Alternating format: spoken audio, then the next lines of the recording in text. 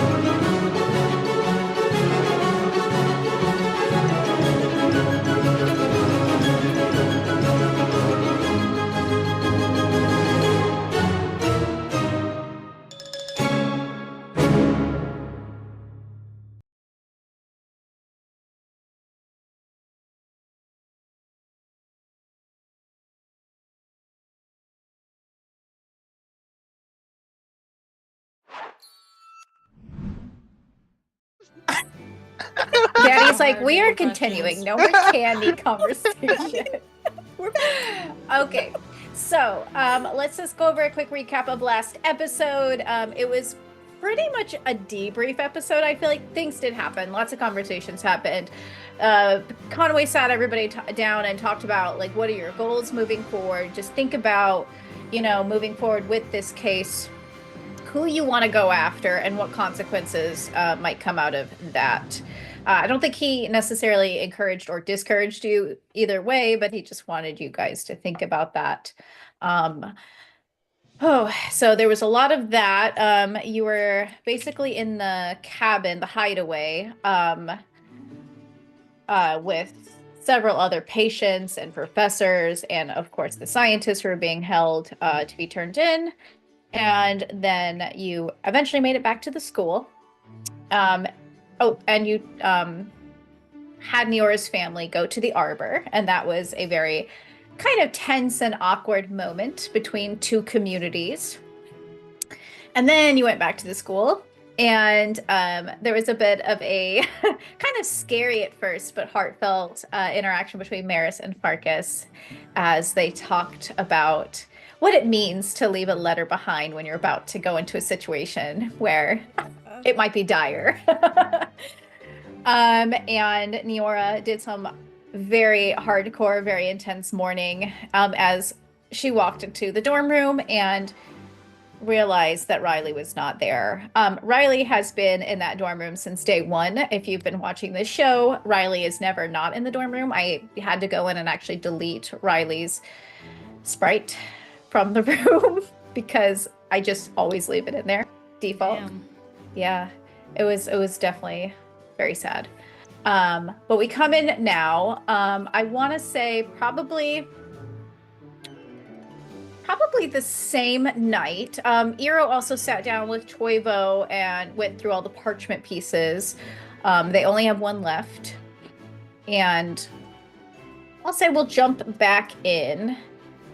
And we will start, I think, with Maris. So let me change up the music, because this is great intro music, but I don't know if it fits. All right, let's see. Let's go something. Okay. Maris, what do you do after you have that interaction with Farkas? I think she takes a minute to sort of center herself and calm herself because she has been crying a lot because she told him about Riley. But she takes a deep breath and well, my parents are here somewhere and I need to find them because they also were going a little bit crazy with me gone. And Maris, just as you say that, you hear a crash outside. Oh, crap. Well, let's go see what that was. Okay. So as you walk out of the classroom, you hear your mother's voice down the hall, and she is screaming. She is raging at, let's see, who would she have in? Probably one of the professors. She's walking in, or when you're walking in, you probably hear Professor Clyde's voice. Ma'am, no, not the vase. And there's another crash. Ah! You are going to tell me where my daughter is right now. She's not back yet? How Mom! can she not be back? Mom, I'm here. And she stops, and you can tell she was angry at first and terrified, but as soon as she sees you, her face drops and she runs over to you and she throws her arms around you.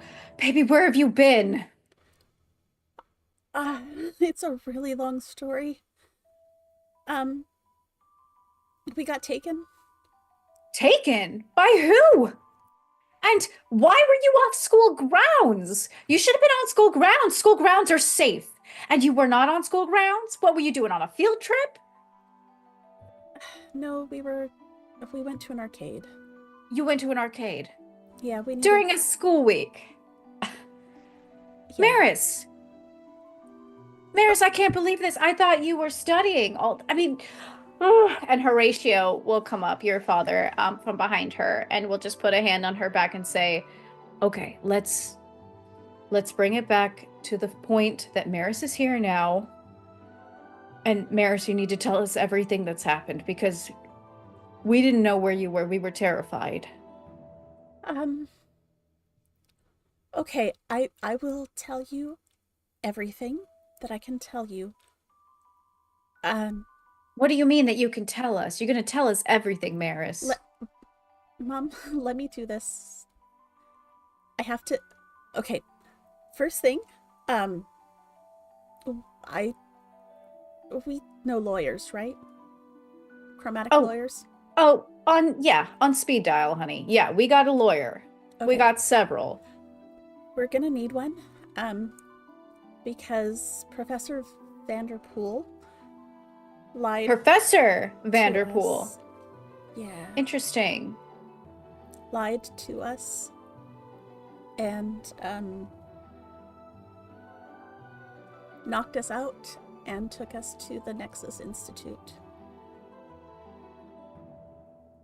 And The Nexus, you mean the institute where they do all those, experiments and the counseling and all of the... Yeah, there was no counseling here. They were doing bad things, Mom. They were doing really bad things. All right, come here, honey. And she pulls you in for a hug. And she will rub your back, and Horatio will pull you both in for a hug. And Maris will say you spend probably the good next few hours filling your parents in on what happened. And your parents are going to move forward with figuring out exactly what happened here. And they're going to start calling the people they know. And they have agreed also to bring Greg back with them. Okay, good. And also, they will be spending the night. And they're going to give an earful to anyone who will listen. Yeah.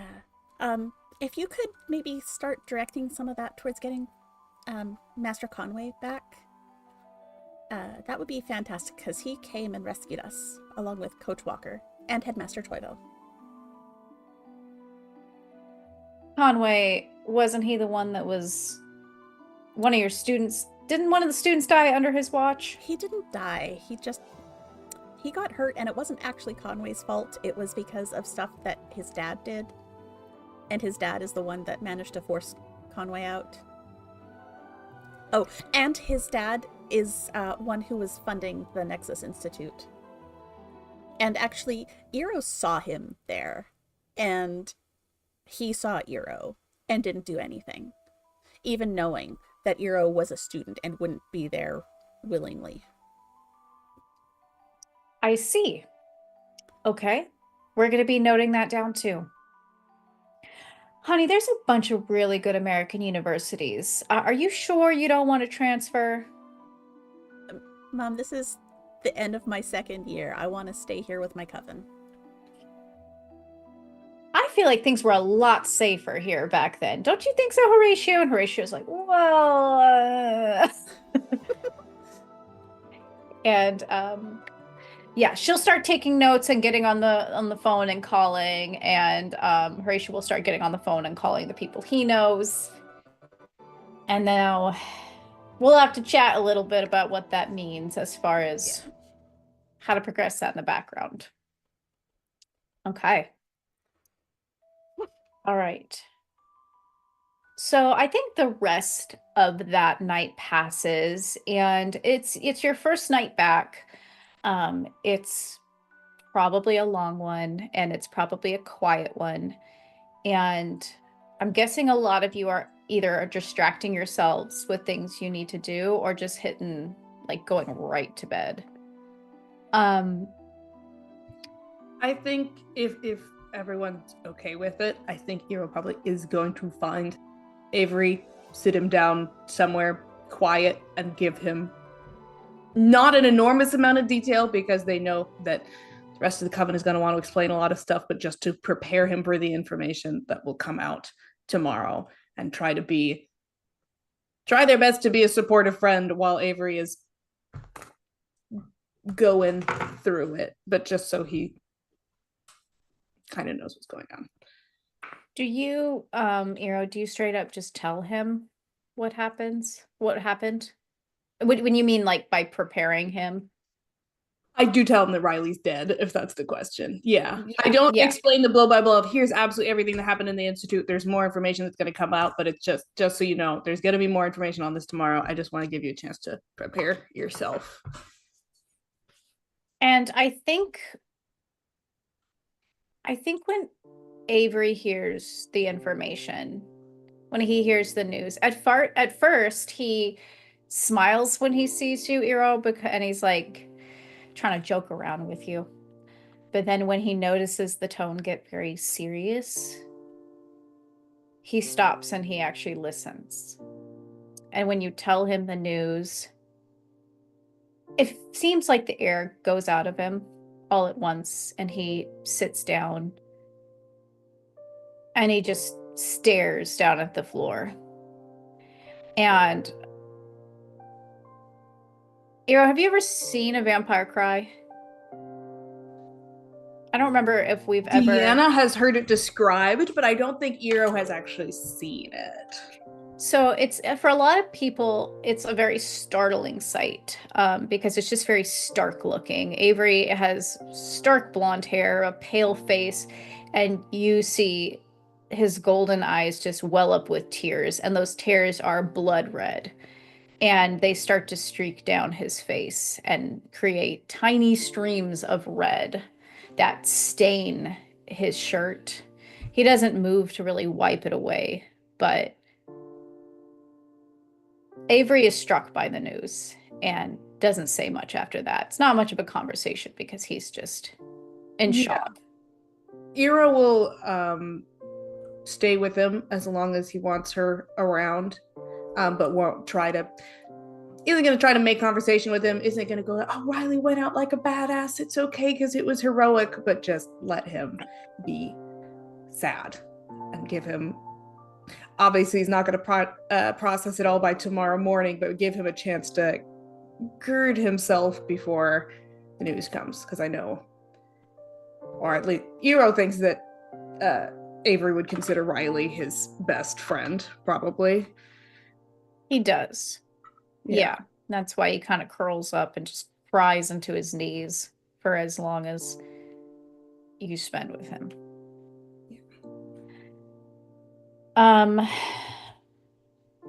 Yeah. Eero will stick around. All right. And the morning will come afterwards. And breakfast, in a way feels like any other, but you all notice as you go to breakfast that there's a lot of eyes on you. People are whispering, people are talking, and it seems as though people have found out bits and pieces of information, or there's rumors going around as to what might have happened to all of you. And the hall quiets down in the beginning of breakfast as Toivo stands with a bowed head and goes to the front. And he will take a breath, and the hall falls silent. And he will say, I stand before you with a heavy heart and an announcement. Today, we remember and honor a beloved member of our school who has been taken from us far too soon. Riley, of the Mr. Crystal's Coven, and as we reflect on the memories we shared with Riley, let us remember their laughter in the halls, their eager and inquisitive nature in the classroom, and the friendships they cultivated with all of you. And he'll look over to your group, your coven, and his eyes look sad and apologetic. It is in these memories that we find solace and the strength to support one another during this difficult time. Please support one another as we navigate through the profound grief that accompanies such a tragic loss. Please do not hesitate to reach out to our oracle and counselor, Professor Delphi, if you need any help. Additionally, if you need other people to talk to, your coven masters are here for you, and, well, my door is always open as well. There will also be a kind of memorial later today if you would like to attend. Thank you. And he will go sit back down. And the hall is fairly quiet after that. Some people are in shock, others are just disbelieving the way they're whispering to each other. And yeah, you can tell in this kind of school, students do die and they do go missing, but it's not that common. And it's not as common when the students know who the person is. Okay. Niora, Yeah. would you like to describe what the memorial looks like? Yeah. Neo's gonna directly tell, like, their group. So, like, obviously the entire coven, they'll let you go to Avery and talk to Avery for a little bit first. Farkas, Maz, Ava. Just our lot. Also, we'll, like, inform the Mr. Crystals to actually go to their dorm.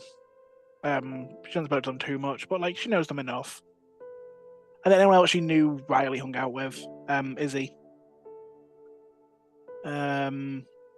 It's a public event, anyone can come if they want to, but, like, Neo's going to directly, in person, invite those lot. And it's at the side of the lake.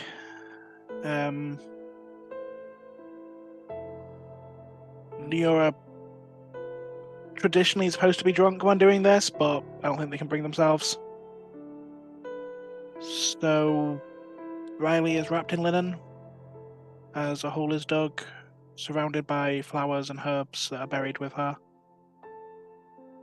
And as Neora puts her hands on the ground, Neora will sprout rings of flowers that encircle them. And much like the friendship bracelet that her and Riley wore, it's Neora and Riley's birth flowers that then links to Carol's, Greg's, Owen's, and Dylan's, and goes round in a circle containing every single member of the coven, every single member of the friend group, and then back round again the pattern that goes all the way around in a spiral to the middle.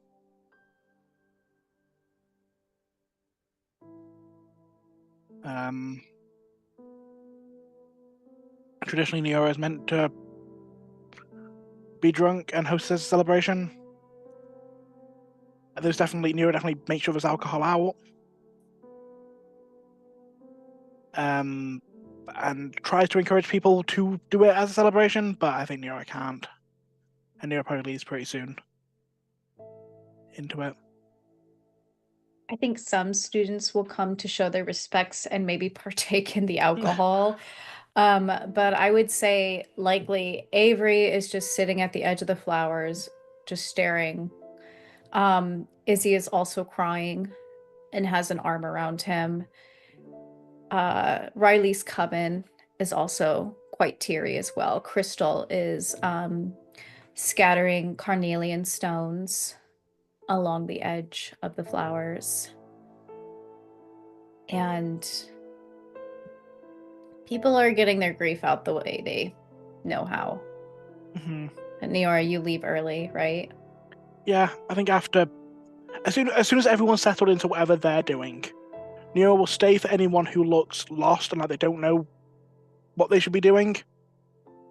The second it looks like everyone's kind of with someone else and everyone's kind of settled, Nero will just leave. Achilles is not at this memorial, and she does not attend. Okay. We will get to that in a moment. Yeah, I'm sure Nero has feelings about that. And Niora, feel free to go talk to Achilles about that afterwards. Definitely. I do want to point out also, probably at the same time or maybe after, there is a pyre nearby. You would definitely not do it at the same time. It's Okay. it's not for Ira would like to for the members of the institute meet 2 criteria who didn't make it and who were dryads, and that she spent a long time in like looking through their paperwork, making sure that they didn't know where to send them back to, or like if there's family that can be contacted to pick up the bodies, they should be able to do it. But for people like Loman, pretty late at night at the edge of the grounds, she's going to have a small traditional dryad funeral. If there are other people attending, she'll make some slight alterations. Traditionally, part of it also includes a lot of drinking, similar to the flower nymphs, but normally you take the sap from the body and you make it into a mead, and she figures maybe not everybody wants to eat dead people, so that she has some also regularly sourced mead. They cleans the body. I'm curious though, does Iro partake in the sap mead from Loman's body? Probably, I think so. Okay. Yeah, because essentially what dryads believe in these, or at least what Eros Arbor believes, is that the body is returning to the forest. You put the body in the pyre, put the tree in the pyre to burn down to ash, to fertilize the forest and grow new plants. And the sap lets the family drink and grow and be nurtured even when that person is away. So the pyre will go on for quite a long time, like let it burn completely down, and then they would gather the ashes into some sort of container. And they're going to hold out for a little while doing anything with the ashes in case they can find where the grove is or the forest where any of these people came from, because they should have.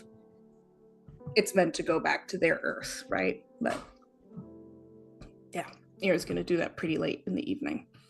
And I will say, if you've read Loman's file, you would know that Loman does come from a grove in Ireland. Okay. Then Ira would do what they could to make sure the ashes go that direction then. Okay. Talk to some mice about it, whatever they need to do. The mice are always willing to help. Okay. While this is going on, probably the time in between when the 2 memorials are happening, Niora, you go to seek out Achilles? No, Nero definitely has feelings about it, but Nero does not know where Achilles is unless Achilles told them. So I'm not that sure what Nero would do. I think Nero just wants to be away from everything. Okay, maybe there will be time to confront her about it later. Yeah, like unless if Nero knows where Achilles is, but I don't know if Achilles would have mentioned it. I don't think Nero is in the mood to go looking for someone. Okay, let's talk about what Achilles is up to during this point, because I assume you do not see Achilles at either memorial. So let's talk about what you're up to, Achilles. Achilles is currently working on a project. I don't know how far along she's probably gotten, but she is currently working on a project while everyone is at this memorial. She is currently putting flyers up all around the castle, She is putting things in professors' offices. And she's putting together, we'll call it a reveal of sorts, but it's not going to happen today. It'll probably happen the next day. Okay.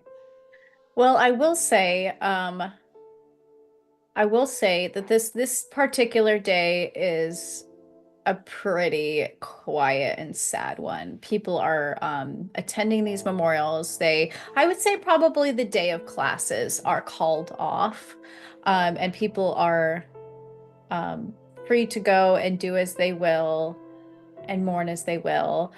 So, unless anyone has anything else to do for the rest of the day, we can start off the next morning if you would like to reveal what exactly is going on. So when students go to classes, they will see, all the professors will see black blindfolds on their desks. There will be flyers everywhere around the school that have a specific symbol on it, and I'll tell you that in a second. But there will be words on the flyers that say, "Is your mind your own? Who can you trust? Break the veil. Don't trust a blind eye. Be mindful." And then mind over matters, and there will be images of students and like people and the Nexus Institute. And then on the front of the school, there will be a massive magical graffiti of the letter V with an I in the middle for Veil Keepers, and it will repeat this kind of magical animation of the I shattering, the V breaking in two, and very briefly forming an A before it repeats for Veilbreaker. Do you want to draw that on the front of the castle? Do you know how to draw things? She's going to graffiti that on the front of the castle. On the map, do you know how to draw things? No, I don't. Oh my gosh, I don't know if you can. Do you have a sidebar? Deanna's got it. She's already going. Okay. She's got it. Yeah. Okay, so it's an I with a big old V. It's a V with an I in the center, and then Okay. the V breaks, and then the I shatters, and it very briefly forms the letter A. Okay, I can't animate it, so I'm gonna, Oh, yeah. I'm gonna do the V with the I. Okay, sick, cool. And we'll all imagine that it's breaking. But people are And able. that same symbol would be on all the flyers.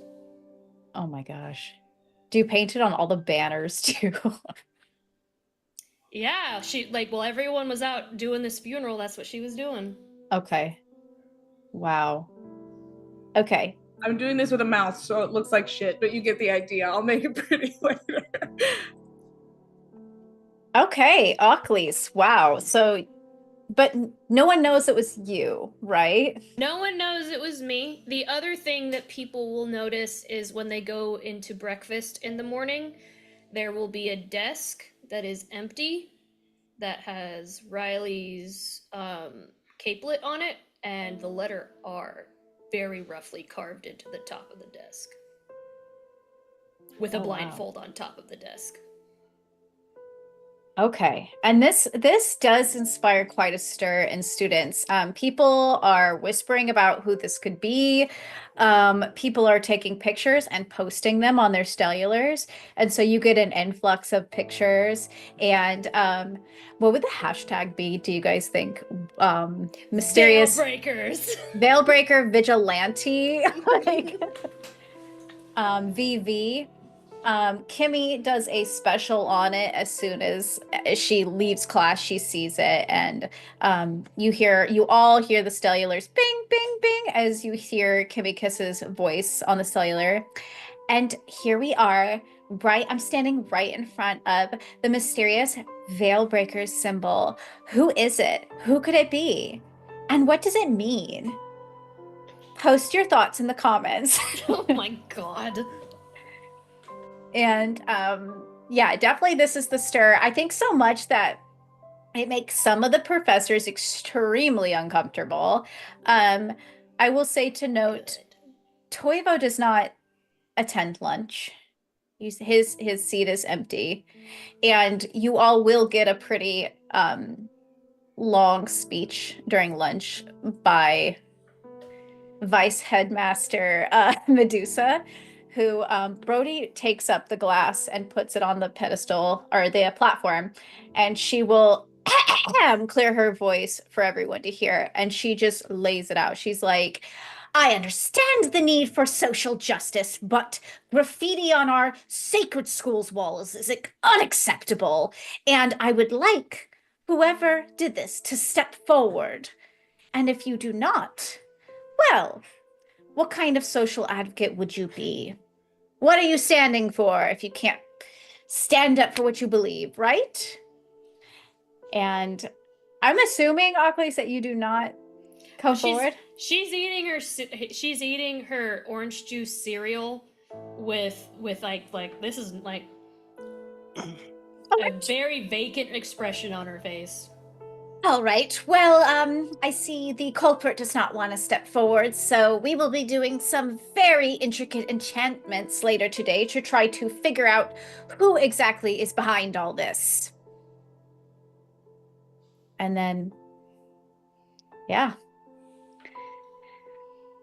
Do you want to talk, Oculus, to anybody about this, or is it just going to be like... No, she's very quiet. She keeps to herself.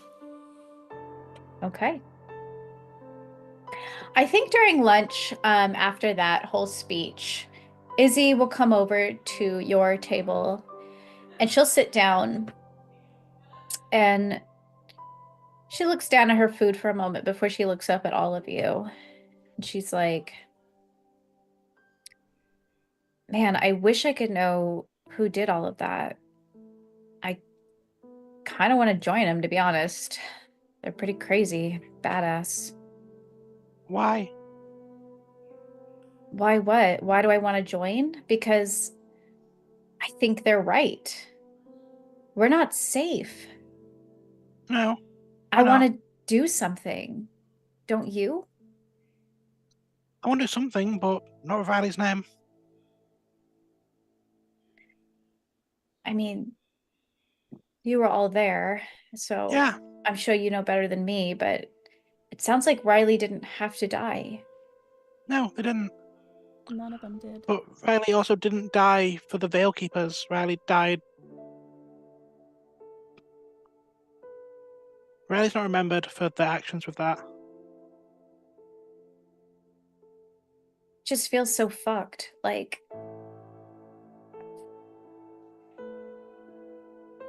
I feel like some of us are put into a system where it works against us every moment that we try to survive here.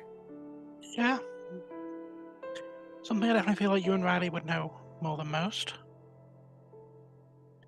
I taught Riley how to fight, and I did that because I wanted her to protect herself. And it wasn't enough. It just feels like it's never enough. You did a great job there. I can promise you that. I don't know. It didn't go down quietly. Saved my life. For all the good that did. Well, I'm proud of her for that, but I wish nobody had to go down. Me too. So she looks around to all of you. I'm sure you all have to get to class and all that, but this Saturday, I don't know, just everything that's happened, it's made me really want to, like I said, do something.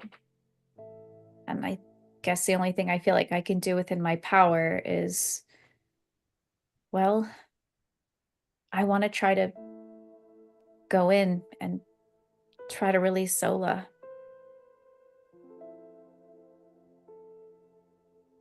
Okay. Okay. The thing is, I don't know. I know you didn't all know Zola, Headmaster Zola Thorne, but I know you all well enough to know you're pretty competent, Chroma. So, She also doesn't deserve to be stuck in, a mind prison for a year, so. yeah, I don't know what's going on. I think she's put under some kind of curse, but I want to try to break it. I miss her. You all are the ones that saved her and brought her back, and still she hasn't returned to us. We need to finish what we started. So if you're interested, meet me outside of the headmaster's office on Saturday. Okay. She gets up and she leaves. Oh, I didn't want to say this in front of Izzy because she's already kind of going through it. Zola's the one who hired Petrova in the first place. Yeah. I know we have to wake her up for a number of reasons, and it's not like, oh, you hired somebody shitty, I guess you have to suffer in a mind prison forever. Well, but It's Petrova's also, been here for ages. Maybe he wasn't shitty when she hired him. there's also the very real thing of, like, the Veilkeepers are a government institute. Maybe all schools kind of have to be linked to it. I would know that. Can I do a brains check to know if she had to hire Petrova? Sure. Go ahead and roll a brains TN. Oh, I didn't roll great, but tell me what the TN is. probably a TN 8. I rolled a 7 plus 1 is 8. Okay. Arrow, the way that Chroma Society operates, the school didn't necessarily have to hire Petrova. It wasn't like in their contract or whatever. But I do want to point out just Are you going to ask Hero to be reasonable? Because that's unlikely. the Veil Keepers are government employees, right? And mind wiping monochromatic people is a unfortunately normalized practice. So Zola Thorne hired an ICE agent, and if there just happen to be some students who were deported, that's just how the government works. Yeah, let's not bring up that kind of stuff in this game, thank you. But basically you can talk to her, I think, about it later, but I guess what I will say is the school was not forced to hire Petrova, if that was the question.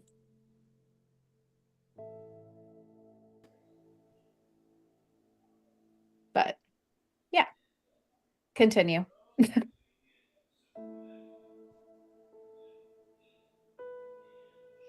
But I don't know, it's not a person.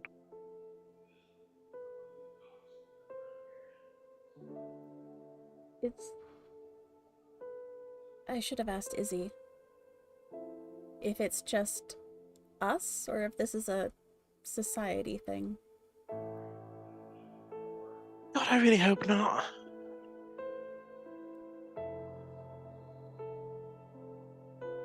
I'll check with her later. Yeah. Yeah.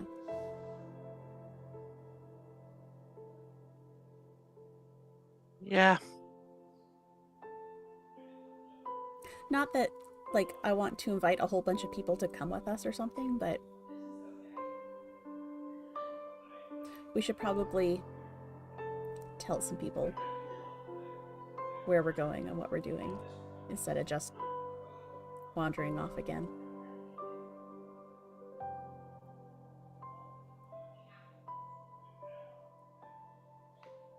Yeah.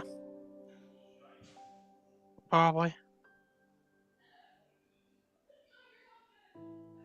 Okay. So, as Saturday gets nearer and nearer, how do you prepare for this mission? I think Maris wants to visit the alchemy dungeon. Okay. And Are you going to be working on your personal project? yes, she's got a project she's trying to do. Okay. What kind of, you want to explain to us what project you're working on? So, when we were in the institute, that is the first time Maris has ever been fully incapacitated. And she was terrified by that. At not being able to do anything, not being able to help her friends. And she has been taking alchemy and potions all year and has gotten pretty good at healing potions. And so she's working on what she's calling a pick-me-up potion that is going to be able to give someone a bit of a boost in a fight and hopefully heal them up a little bit. Okay. And you do successfully make that potion throughout the days leading up. Probably takes a couple days. It's definitely one of the more complicated recipes, and you'll probably spend most nights either before or after practice making that potion. Okay. All right. Is there anything else anyone wants to do? I don't think Nero does prepare at all. I don't think Nero really wants to go. Definitely will, but I don't think she wants to. I think unless someone interacts with her, she's probably pretty sedentary for the next X amount of time. I think whenever Maris is not training or in class or working on this potion, she's gonna make a point of just being with Nora. Not necessarily talking, because she kind of gets the feeling that Nora doesn't want to talk, but she doesn't want to leave her friend alone. Right. Okay. Achilles is gonna remain sequestered in her room for the majority, as well as like being very isolated. And she's going to be trying to research how to separate her soul from her body. But I think that's something maybe you should try to talk to somebody to. Are you just going to do it yourself? But she wants to separate it and put it in a container. Okay. Okay. Deanna, did you have something to say about that? Is that something that you want to figure out how to do and succeed in doing by Saturday morning, or is that something you're That's working? just something that she's working on. Okay. I don't think she could do it by Saturday morning. No. Okay, Achilles, give me a brains and just roll it. We'll I'll note it down. Okay.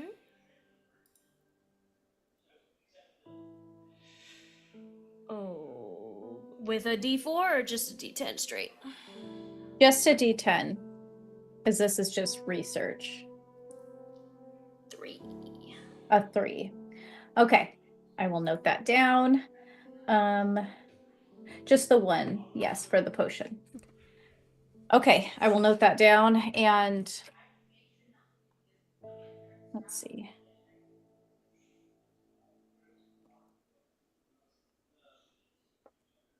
Are you trying to separate your soul from your body and still be Alive, animated? yes. Okay. Yeah. Okay. So I'd just be like, I wouldn't have a soul, but I would still be like alive. Like, have you read the Book of Noir by Holly Black? No. God damn it. Okay. So I would essentially be a functioning being, but I just wouldn't have a soul. So I'd have less personality, be more. They're like streaming their soul from the box. Yeah, I guess that kind of works, yeah. Okay. I will say, because you did roll a 3, you would have to seek additional help if you want to research further into that.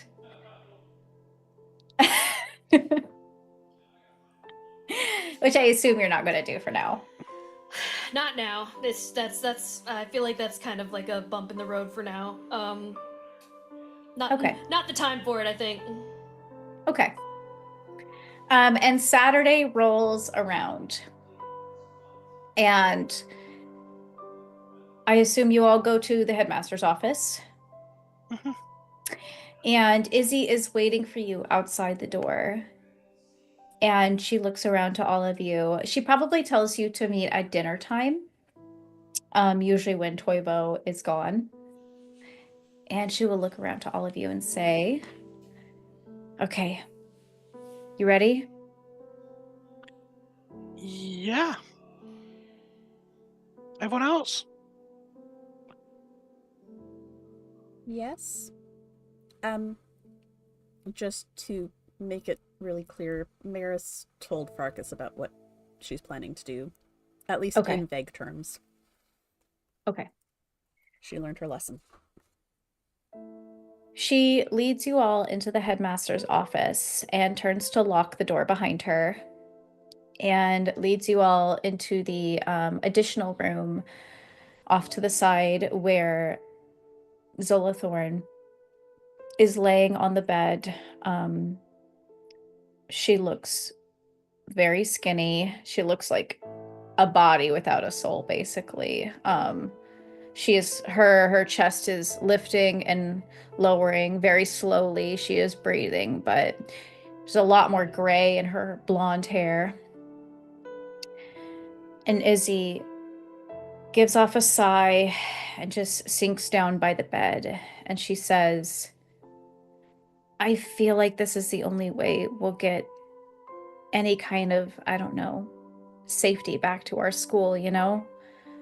I mean, she's the only one who knows where Excalibur is. If we can get Excalibur back, then maybe everything will go back to normal. I mean, will it? It's the thing that protects our school, isn't it? It's the weapon that she would have for that. Yeah. It's supposed to be the thing that protects our school. Yeah, as a weapon, but like everything that's kind of happened, don't think that would have mattered. Yeah, not really weapon. Yeah, not really like Based. ancient biblical threat, more like a Terrible people. I mean, I know we can't fight every evil in the world, but I mean, look at what's happened to our school. A Leviathan came and attacked. Demons have been attacking. Don't you think if we had something to fight back with, it would be better? Don't you think if it would have worked, she would have used it? That was the thing. She hid it. Yeah, because clearly it wasn't good enough. Clearly it didn't do jack. It is good enough. It Is it? is. Yes, it has to be.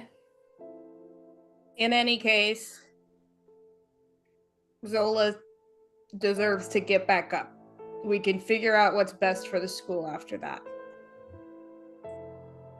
And she might have answers that we need. Yeah. Maybe. She will. All right. Let's just all gather around her. We're going to go into her dreams. This is how I normally visit her. Hopefully we can get, I don't know, farther than I have. All right. And she starts to draw the ritual circle. She'll probably ask for some assistance from Ockley's to set it up around the bed. And you've all done this ritual previously where you go into somebody's dream. Oakley's will help and will definitely whisper in Izzy's ear, don't give up on what you believe in. She will nod quietly when you say that. And she'll just continue to draw the circle. And You all surround the bed, the ritual in place, and you will all close your eyes and feel a deep, heavy sleepiness fall over you. Probably from the outside, it looks like all of you are just thump, like the your foreheads on the edges of the bed as you all fall into sleep. And I'm going to change the map. So just go give me a moment. Of course. Well, I don't know that I like the sound that comes with the new map. Yeah, neither do I. That is deeply concerning. Okay. Peaches, would you just stop? Stop. All right, let me see if I can pull you all.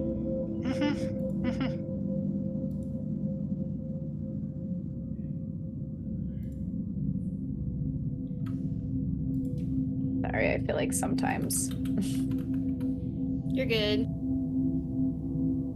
travel everyone. Okay. Okay, well, it was supposed to transport you to the end of the forest, but if you all want to go to the end, down. Okay. Going down the bottom. Yeah. This is a long ass corridor. Okay.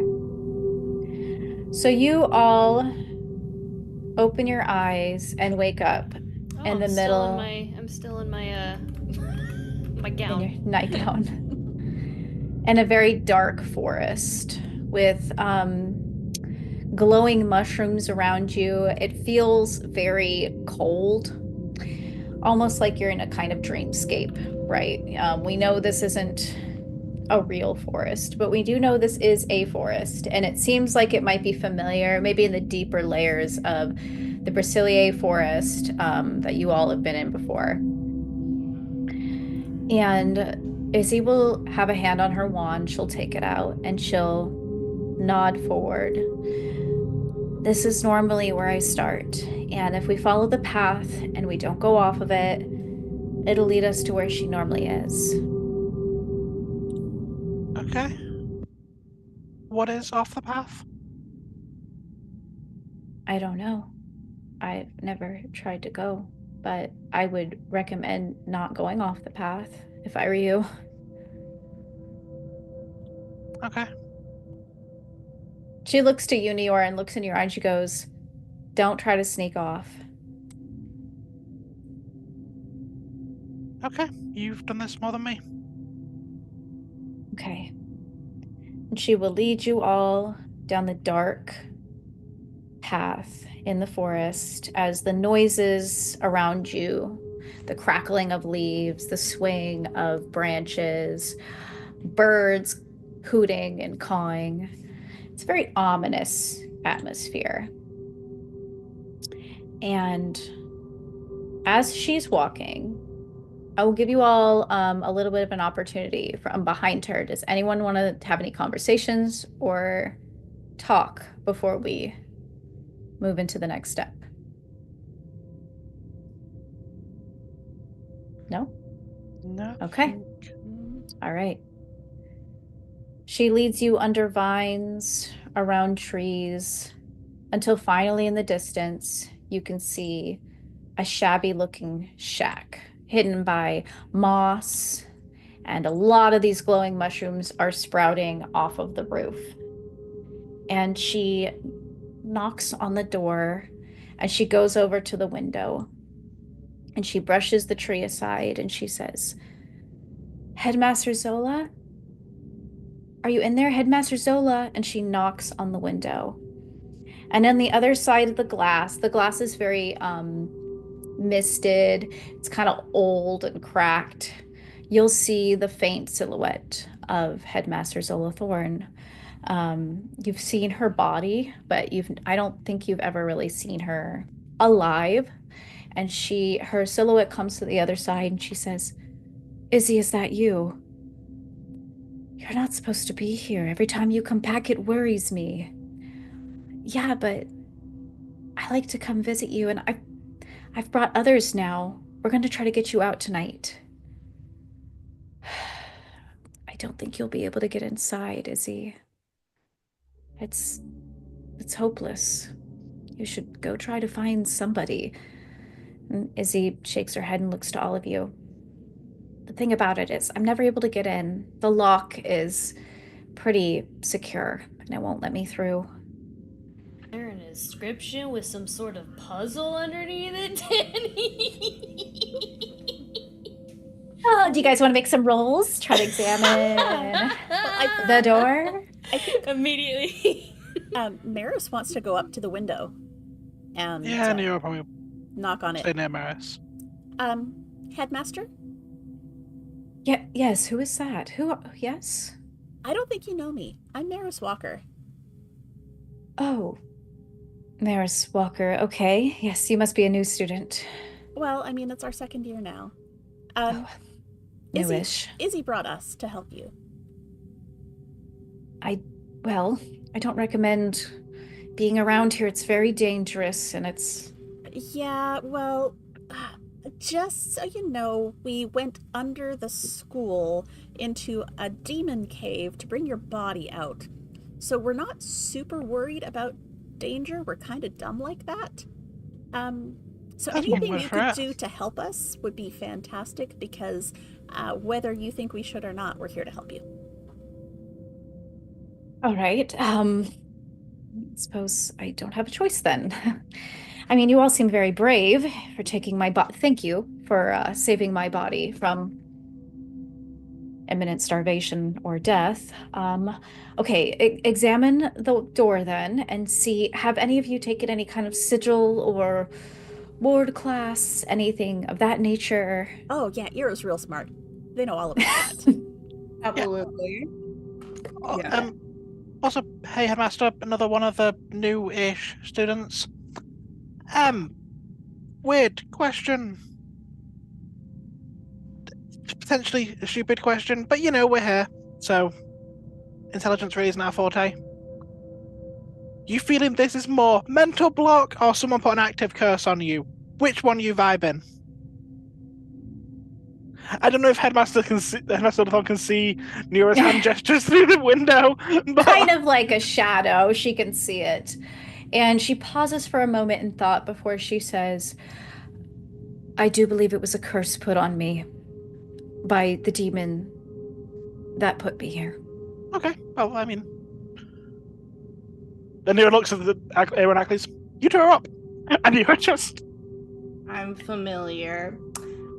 Do I do a brains check to recognize these runes? Because Go ahead, yes. Yeah, I just rolled and I exploded and I got a 38. Oh my god. Oh, wow. 38, jeez. Okay, Eero, Ero's you... eyes glow.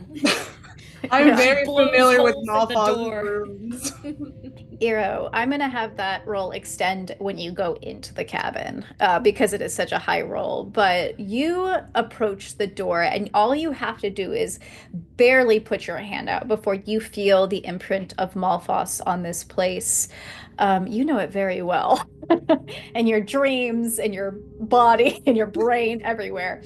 And when you go to reach for this door, all you have to do is barely graze it with your fingertips, and you feel the lock, or you hear the lock unlock, and the door slips open. And Izzy gasps when she sees that, and she looks to you, Eero, and she's like, how did you do that? Not a great sign that I should be here, honestly, if we're concerned about a Malphos curse. And I But have... Yeah. you opened it. I sure, you know, How have you been able to if you open use your it? own house key, you can usually get into your house. Well, I'm glad I brought you guys. Come on. Okay. And she leads you all in. Eero, don't go far away from me, okay? Yeah, Aaron, I stick was by gonna us. stay out here I... for Okay, a minute. I... Then I'm staying with you. You should not be left Yeah. alone here. Counterpoint. Don't think this is a... Is Izzy gone in or is Izzy still out with us? I'm assuming Izzy's left. Izzy's gone inside. Sweet. Hawkleys would stay out with Eero. Yeah. Okay, so Izzy's not here. Can't all just stand around while I wait on most of We you can... have to go in. Nope. Just 2 seconds, please. I'll go in just 2 seconds before we do. Okay, Eero.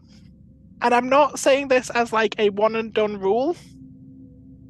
Maybe we don't get Zola out tonight. Okay. I can go. No. I think you need to be here. I'm going to extend some theories and thoughts, and you are smarter than me, so you're welcome to shut any and all of these down. Yeah? Okay. Cool. Our character, Eero's told us. I mean, we know that Malphas wants the sword. We were all. You know the Malphas. Eero has told you Yeah. the Malphas thing, and then Ocles was also there for the final shit. So, my theory is Malphas, Zola knows where the answer is. Zola's not going to give it up. Yeah? Malphas put Zola in there as like a torture. Like, you'll reveal it when you want to get out kind of vibe. Mm-hmm. Malphas can probably scry through you. Fair to say. Absolutely. Yeah. Absolutely. 100%. If we wake Zola up, Zola could be like, oh, let me go grab the thing. And then Malphas can see through you, grab it. Yeah. But I do think we need some information from Zola. I also think we're not going to be able to get jack shit from Zola without Malphas shutting it down, without you present. I feel it's going to be a trade of Malphas gets a little bit, we get a little bit, we try to balance it. I think if you think it's getting too far, the second you say we dip, we just dip. No questions asked. Everyone on board. Problematic element, he is going to kill my entire family unless I give him that sword. Yeah. I'm trying to work out a way that he doesn't. You know that I'm trying to work out a way where you don't get the sword. That's not a surprise to you, I'm sure. But Eero, I'm not going to lie to you.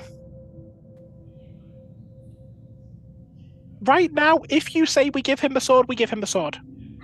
Okay, well... I'm here with you.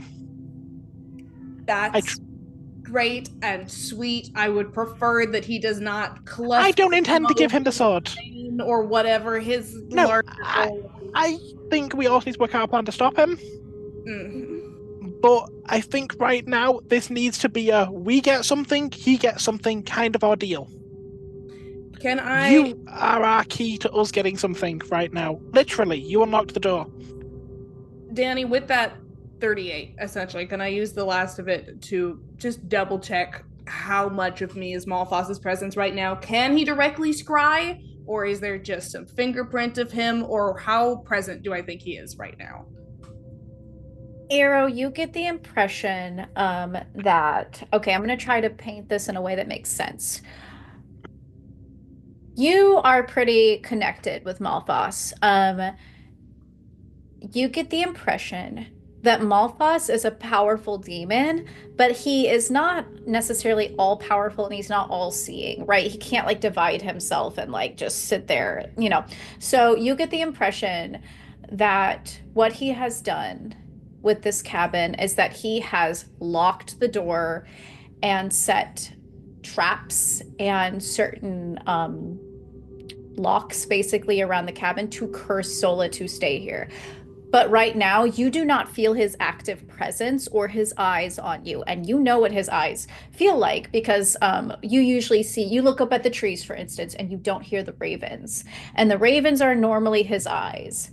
And you don't see any ravens. And I will tell you just outright, there are no ravens in this space. He's not watching you actively. He has locked and cursed this space and is confident enough that it will stay. Okay. And he's not actively watching through me then? No. I share that we have at least a little bit of privacy while we're in here, to the extent that makes any difference. So, my kind of vibe is... I bet Danny's explanation going a little bit longer. I was taking some food for my medicine. I'm so sorry, everyone. At least that folks take medicine. My current vibe is that we do need answers. Zola may know some things. Also, when Malphas's influence started showing up, I'd kind of like to know that. I feel we're going to need you for that. But I also think you know Malphas best. I think if you think something's fucky and you say it, we bounce. Yeah, this one we're trusting you, Arrow. And we're sticking with you. Okay. I'll heal Malphos alarm then. Is that cool with you? Like, I don't want to put like too much on you there. That's No, it's all good. sweet. Tessa is now going to take the painkillers that she was about to take a second ago. Okay. You all go inside? Ockley's just quietly grabs your hand, Eero, and gives it a squeeze, and she doesn't say anything. And then she lets go. Okay. You eventually follow Izzy inside. I'm going to travel everybody inside the cabin.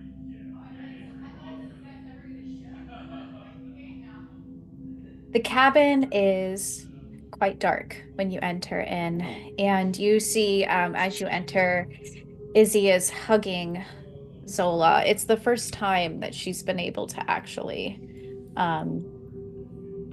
touch her in that way, and she is just hugging her so tightly. And Zola looks up to you all and goes, "How? Wow, you all really are amazing. And only in your second year." Okay. There's some things I should probably tell you about this place.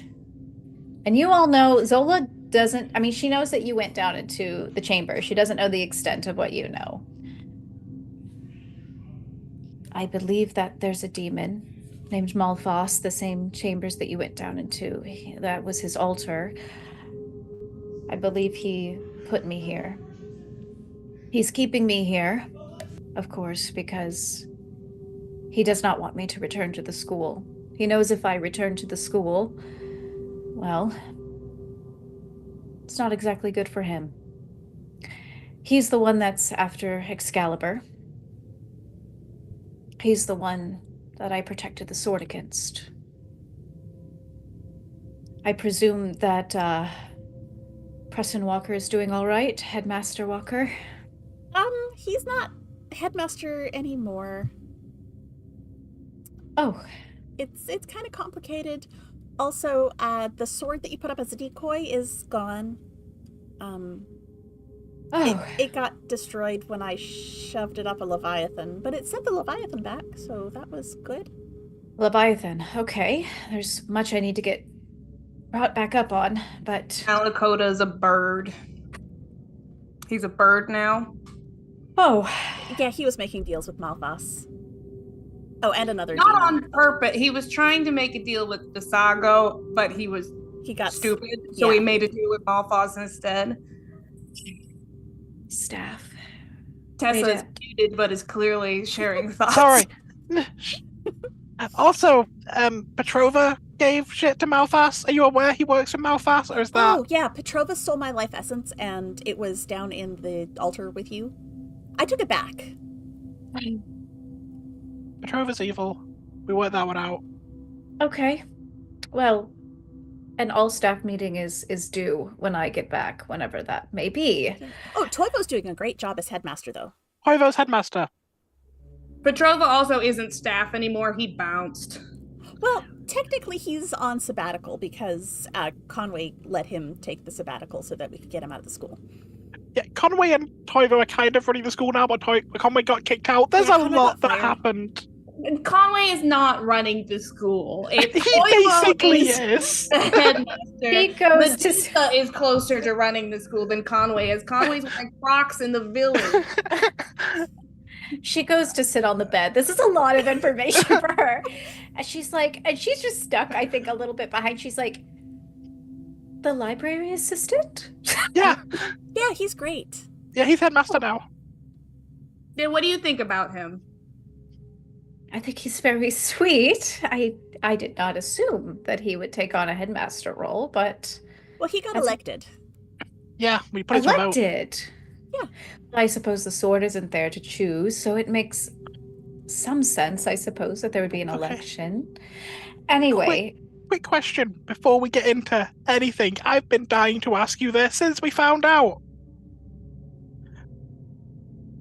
No shade on the guy. He's lovely. Why Walker? Well, Like, he's lovely. I like him. He's asking to drink with kids, which I think's weird. But well, it's just as you said, why Walker? When I put the ward on the sword, I wanted to make sure it was, the headmaster was somebody that wouldn't question those things, that wouldn't pick up the sword and try to use it, somebody who it would go over his head. I wanted Okay. to make sure that the ward remained. And it seems like it did, at least for a little while. Right, until we stole the sword. After he handed it to us the first time. Yeah, he did hand it to us. We took some pictures with it. Okay, well. My plan sort of worked then. Anyway, I am stuck here for the foreseeable future. It seems you were able to get in the cabin, but I do believe there are locks of some kind around here preventing me from leaving. I assume that those are the things that are keeping me here, and I'm not able to actually leave the cabin. The cabin will refill its food. It has never-ending running water. So, but I'm only a fragment of a spirit. I don't really need those things. Mm-hmm. We're doing our best to keep you alive on that end, too. I will say, you were able to open the door. That's more than anything that Izzy has. No offense, Izzy. Izzy's like, no, I did my best, but I don't know. It was just. She looks over to Eero. These guys are pretty impressive when they want to be. Yep, we're just that good. Maris is going to get closer. I mean, she's like right up on Eero anyway. But she's going to lean in and... How much are we going to say? As little as possible until a little bit later. Gotcha. That's okay. Yep. So, let me tell you what I know at least. I'm not expecting you all to release me or solve any of this, but I think that filling you in on this information up to this point would be helpful. I've done as much investigating as I possibly could while I've been in here. I know that there is a source of magic in every room I go to. Mm-hmm. I have a feeling those are the locks that are keeping me here. But whenever I try to interact with that source of magic anywhere around it, nothing happens. I can't seem to access or tap into it. And I assume that's because, well, I can't really access my magic very well. I'm only a fragment. And so when I try to do magic, it comes out in little sparks. It's not my normal amount, of course. Mm-hmm. I've run dry, I suppose you could say. But, for instance, and she will lead you all into the first room. She'll walk in here. And she looks around and she starts walking around the room and she says, I start to feel the magic around here. And she starts to walk around the couch area, outside the couch area. But I can't seem to find the source. Okay. So... yeah, this is investigative stuff, guys. Yep, let's start looking. Izzy will nod and start looking under the couches. Like, let me see if I can find anything under here. Nero's looking very much with a, this is, you guys are all academics. Do the academia. If there's a Let me pair of check. pants, Maris is going to pick up the pair of pants and look at them. Maybe Okay. they're magic pants. Maris, you're the same wavelength as me right now, which is... Look, we look at everything, damn it. So Eero has a +5 essentially to detect magic, to identify whether and what spells have been cast on a person, object, or location. So if they're looking for a certain kind of magic, they'd be pretty good at it. Okay, Go ahead and roll a brains. TN 7. 19. Okay. Maris, you pick up the pair of pants. You're looking at it. Izzy is looking under the couch. Nira's like, people, do something. Zola's watching all of you. Oglis, you're probably, I don't know, standing by Eero still. I am, yeah, I'm standing by Eero. I'm probably looking around while near Eero. And Eero, you go over and you sense it immediately. It's like pulling at you. And it's again that kind of Malphas influence. And you walk over and you immediately put your hand over the pie. And you know that's where the source is coming from. The pie. The pie has Malphas energy. It's a raven pie. Oh, 4 and 20 blackbirds. Oh no! Oh, the pie in the middle between the couch. Yeah, over here. Yes. There's pie, the Okay. central. So So it just has having- Malphas energy. Sorry, what do I Yes. identify about this pie? It's a bad news pie. So you feel that it is not only has the Malphas imprint on it. Do you try to do anything to the pie? I'm gonna point out the pie, and I'm gonna try to figure out what's going on with the pie. And Eero has the instinct to like try to peel open the pie, but is gonna wait until Eero's got high intelligence and low wisdom, and is gonna wait for some other people to determine whether opening the pie is a good idea. Okay, I've got a stupid idea. Good. I'm just realizing we have no high wisdom members of the party. None. 0 wisdom party members. Yara, what's your stupid idea? Neo's going to Eero specifically with this. Actually, this is probably everyone who's close enough to Eero, not loud enough for Izzy and Zola. Hey, Eero. Do you want me to Ghostbuster this pie? I was thinking, thematically, Malphas seems a little bit dramatic. He's got a flair for that kind of thing. If it's like Zola having dinner with her captor, you're spiritually Malphas. If you break bread together with the raven pie, maybe that'll do a thing. Do I feel like it will poison and or kill her if she eats any of it? Like, what are the vibes on this magical pie? The vibes on this magical pie, you feel like when you do kind of a magical assessment of it, you get the vibe that it has a vague kind of portal-like magic around it. Cool. Seems more portal vibes. I mean, if I stick my little fingers in the pie and just open up that top crust a little bit. Yeah, you stick your fingers in the pie, you open it up, and you immediately get an eyeball staring back up at you through that hole. As you are looking through, this is a meat pie. Yeah. That tracks. Is it like his eyeball, or is it like a cow eyeball, or It's like a bird eyeball. It's a raven pie. horrible? Is it like Okay. an eyeball looking at Eero, or is it just like an eyeball baked into the pie? I think initially you get that startled reaction. Oh God, like because you assume, but it is just a pie or an eye that was baked. It's portal magic? Like teleportation? Yep. Do we teleport through this pie? Is this like an Alice in Wonderland kind of thing where we eat it and it takes us somewhere? Or does Zola need to eat it to like have the ability to transfer out of here? How many slices of pie do you think we could get? Let's Well- go for yours idea. I'm gonna cut a slice of pie for Zola. All right, I'm willing to try it if we think that's the way to go. He seems to have a flair for the dramatics. In my mind, I thought, what the most pretentious jackass thing to do? That's what came to my mind.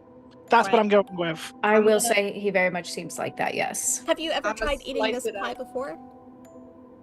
No, Okay. no, I'm not often very hungry, so Okay. Well, because if you tried eating it before and nothing happened, then maybe that's an important thing to no, know. I have not. I'm gonna slice it up, and everybody gets a little slice on a pretentious little black plate or whatever he's got.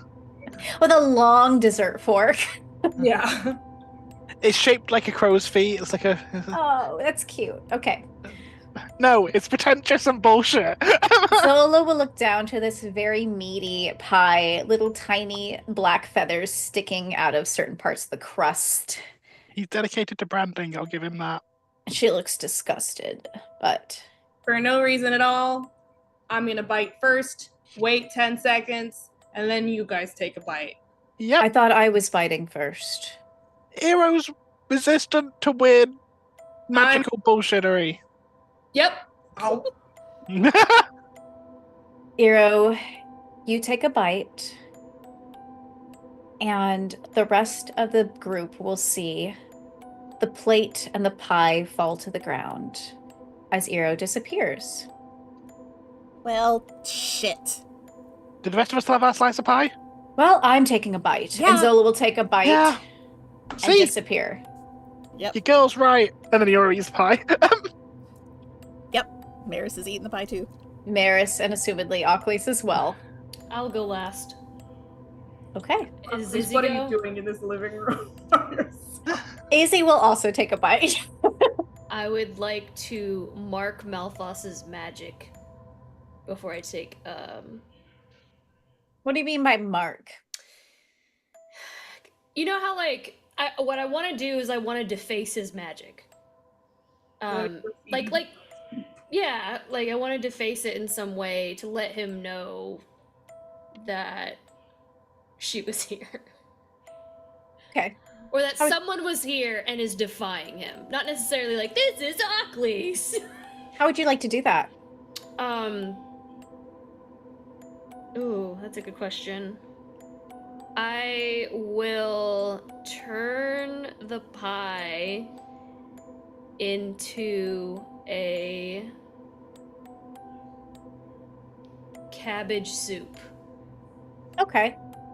It's just like a small thing. Okay.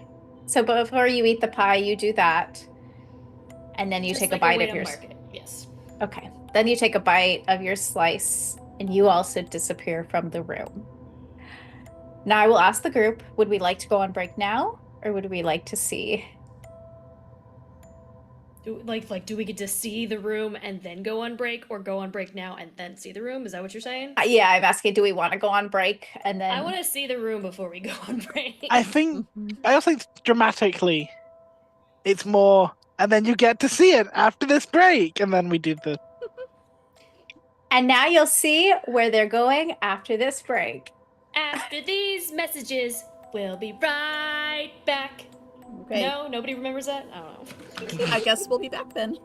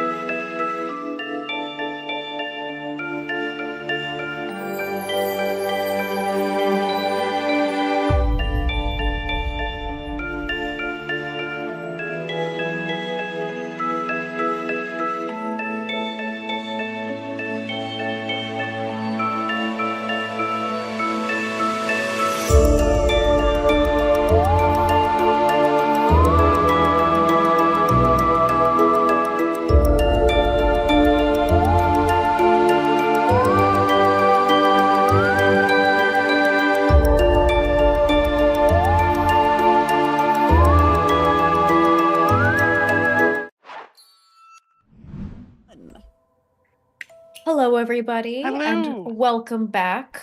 Our Coven has eaten some meat pie, very juicy, Mrs. and Love, it's meat pies. Mr. Malthus meat pies. maybe a little crunchy from the bones. You only took one bite, but it was very juicy and very crunchy. And you are transported all together into a magical place that smells so rancid the moment you are teleported in. Oh, this room is called Puzzle 1.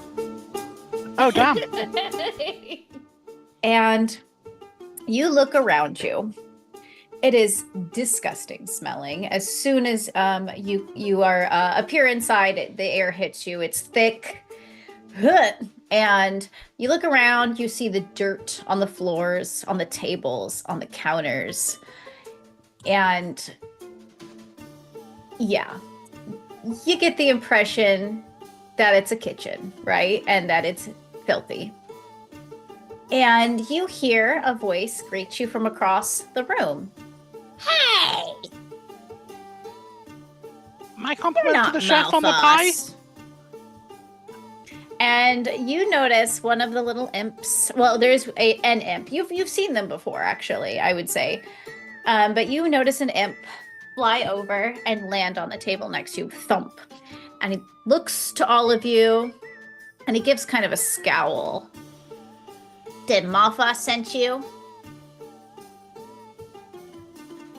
Basically.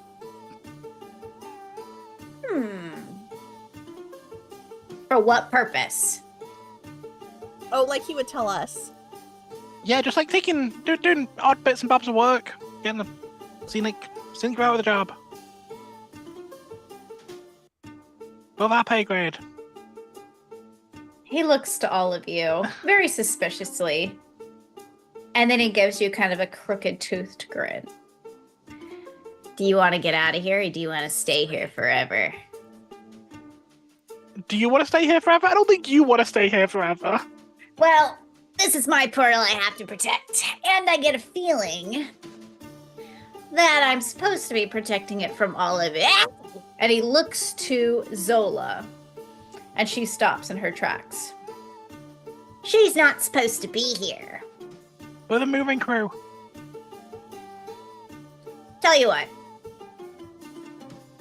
I'll help you all out, but I require a trade. What do you say? Depends what you want. That's kind of how trade works. Well, looks down. It's my birthday today. And, Malphas kind of forgot. I'm sure it Happy just birthday, bud. slipped his mind, you know. Yeah, no, he's a busy dude. But, if you make me a cake, maybe I'll show you the way out of here. Is Yeah, there a particular type of cake you like? Yeah. I like devil's food cake. Oh, And good. he gives The a dad laugh. jokes. And you look around the kitchen and you see a number of different things. You see like a rotting barrel of onions. You see what looks like it might be a jug of curdled milk. You see all of this congealed grease on the stove. You see a couple eggs in one of the bins. And I'll name off a few other things if you guys want to just look around. Do you know what I mean? Devil's light branding. And the imp will introduce himself. My name's Ignach. And you, and he points to you, Oculus. You must be the head chef around here. I do know how to turn on a stove. By the way, do you know Anschlag? Yeah, another department. I was just curious if you knew him. Or them, or whatever. We don't talk much. I'm stuck here most of the time. Well, chop chop. So, when you say devil's food, do you mean a devil's food? Or like actual red? A devil's food. What else would I mean? Danny, you know what I'm asking, right? Okay, when I say this, like parentheses. I know, Danny, I you know. what I'm saying. I know what you're asking. Okay. But is the it imp like is giving you that Is it answer. like a play on words is what I'm asking? You'll have to find out. Oh, damn it. Okay. Is there a cookbook on this table? This looks like there's a book. There's not. There's a book right here. I'm looking at it. The book It's his is. diary, Lauren. When you go to look at the book, it is his diary. It's his diary. Like, It's dear a dear diary. Today, Malfoss forgot my birthday. I was Again. so sad. Again, yes. And the entries before, like, my birthday's coming up. I hope he gets me a cake. Okay. Malfoy's like a really shitty boss. Just putting it out there. Yeah, so we need to make a cake. Alright, do we have cake pans? You know what?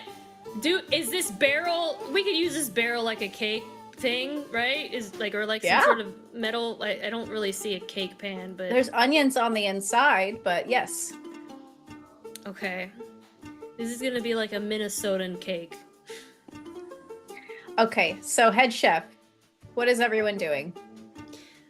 You are, Metis, you are going to cut things. Okay.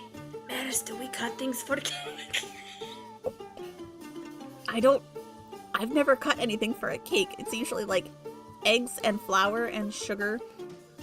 And Well, we you have mix eggs it over together. There. Alright. You know what? You work on the stove. Make sure that we can. You're really good at the fire. Okay, yeah, I'll get this. What, like $3.50 for an hour? Yeah. You know what? Is there any way you could do something like hellfire? Oh, I'm sure I can.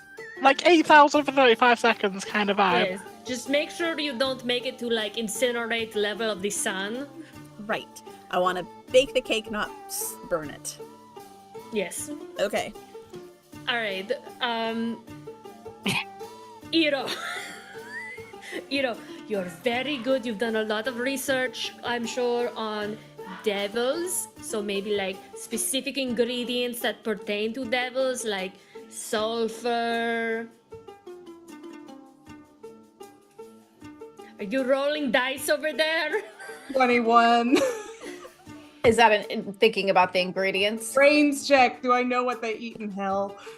Yeah, they like eating sulfur, like Ocleus was saying, they like rotten eggs, they like all sorts of nasty stuff like They that. like meat with all the bones still in it. Yeah. You look at in a bag of flour and it looks like flakes of dandruff. You've got a jar of lard on the counter as well. Nice. God, no, we're in the 50s. So I'll leave that to Iro, and then I'll To look gather to all the Neo- ingredients. Okay. and then I will look to Neora and have like just a stare down pause with her. If you say dishwasher, I don't think if you they're say too concerned dishwasher, about act, that here. please. Well, I'm sorry. What did you say, Danny? I don't think they're too concerned about washing the dishes here. Oh, okay, yeah. She's gonna look out to this. What is this like? Just like outside to some sort of. What is this area out here that's all grassy? If you walk outside, you will see what is supposed to be a garden. It's pretty barren. It's got dead crops and like a root growing out of one of the barrels and a gravestone. All right, Neora, you're very good with the plants. Maybe you can find us some specific plants that would appeal. Candles. Maybe there's some sort of plant that is really flammable that we could light on fire for the candles. Yeah, I'll go find the candle flower. Some grey moss, maybe. Okay. And then Ocles, are you going to be like just like bossing people around? What are you going to do? I am going. While they're doing that, I want to. I also want to work with making a birthday hat, like a Chuck E. Cheese birthday hat. Okay. And Izzy looks to you. What can I do? I guess you could make the hat if you really wanted to. And I just. Oh, do you know Infernal? No. Okay. Doesn't someone need to know- put the ingredients in the pan, like make it into a cake? You could do I that, could do that. too. Yeah. Yes. I'll go work with Eero. Bring a bowl over. I've got 5 pounds of flour, 3 tablespoons of sugar, so much ginger. I don't know if that's part of it. Do you remember the other ingredients? Sulfur, bones, dead Ro- fish. Rotting, dead fish, rotting onions, curdled milk, grease, eggs. Beautiful. Okay, so I'm not really good at cooking, but maybe we just put it all in the bowl and mix it up. You got a bowl of dry, you got a bowl of wet. Some of the things that I think are normally dry are currently wet, so maybe we do those here. Okay. Yeah, and then they're in different bowls for a while. I'm not altogether sure why, because then you put them in the same bowl, and then we give it to Maris, and it's her problem. Okay, so dry and dry, wet and wet. Okay. Yeah, I'll do wet, I guess. And Eero, Together mold with my bare hands in the bowl. okay, I was gonna say, go ahead and give me like a brawn check in order to sift through this thick, nasty sludge that is starting to form. Okay. Interesting. TN 5. It's a sludge, so. What is it? A 1. Yeah. Okay, so you probably will just need Izzy's help. Izzy's also gonna put her hands in there and try to sift through it too. And you guys work together to get that good to go.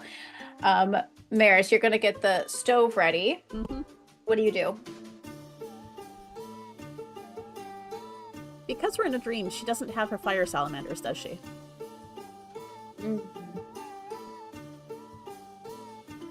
You have your wand. Your salamanders, let's see. Because they're like a separate thing. They're not part of me. Yeah. But There's there's a torch on the wall, so she can... You can The use the old school. torch. Try to use the torch, yeah. Okay. Okay, go ahead and roll a brawn then She's to going try to set this stove up. 17, 18, 20. Maris, as you start to pick up the flames on the and guide it towards the stove is very coated with grease. Of And course so- it is. As soon as you start to bring it down, the stove lights up and is set on fire. And everybody sees it, and the imp's like, wow. Well, okay, so Maris is going to try to control the flames.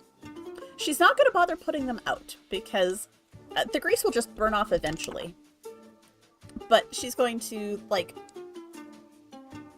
use some of the dampness from, like, the rotting onions and just sort of keep the wood around the stove damp so that it doesn't catch on fire. Okay, go ahead and give me another brawn check to try to seep the moisture from the onions. It just 11. 11. I would say you're able to get most of it, but there is still some flame licking up some of the sides. Maybe, let's see what it probably does. What ingredients do we have? It might eat up a little bit of the... Let's see, what do we got? I would say it eats up about half the stove, and you have half space to work with. That'll be fine, right? We don't need a whole stove. Yeah, Okay. sure. Okay. Neora, Yo. you go out. Achilles. Yeah, I guess Achilles kind of asked to go find the candle plant, and Neo's like, sure, they grow on trees. You go out to this garden, and it's got barren bushes and barren little stalks of plants. Go ahead and give me a brains check to look around and try and find something.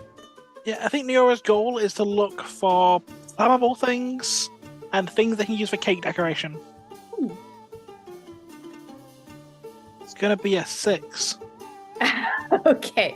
You look around this It's garden. pretty high for Neora, but you know, Garden. it's what we got.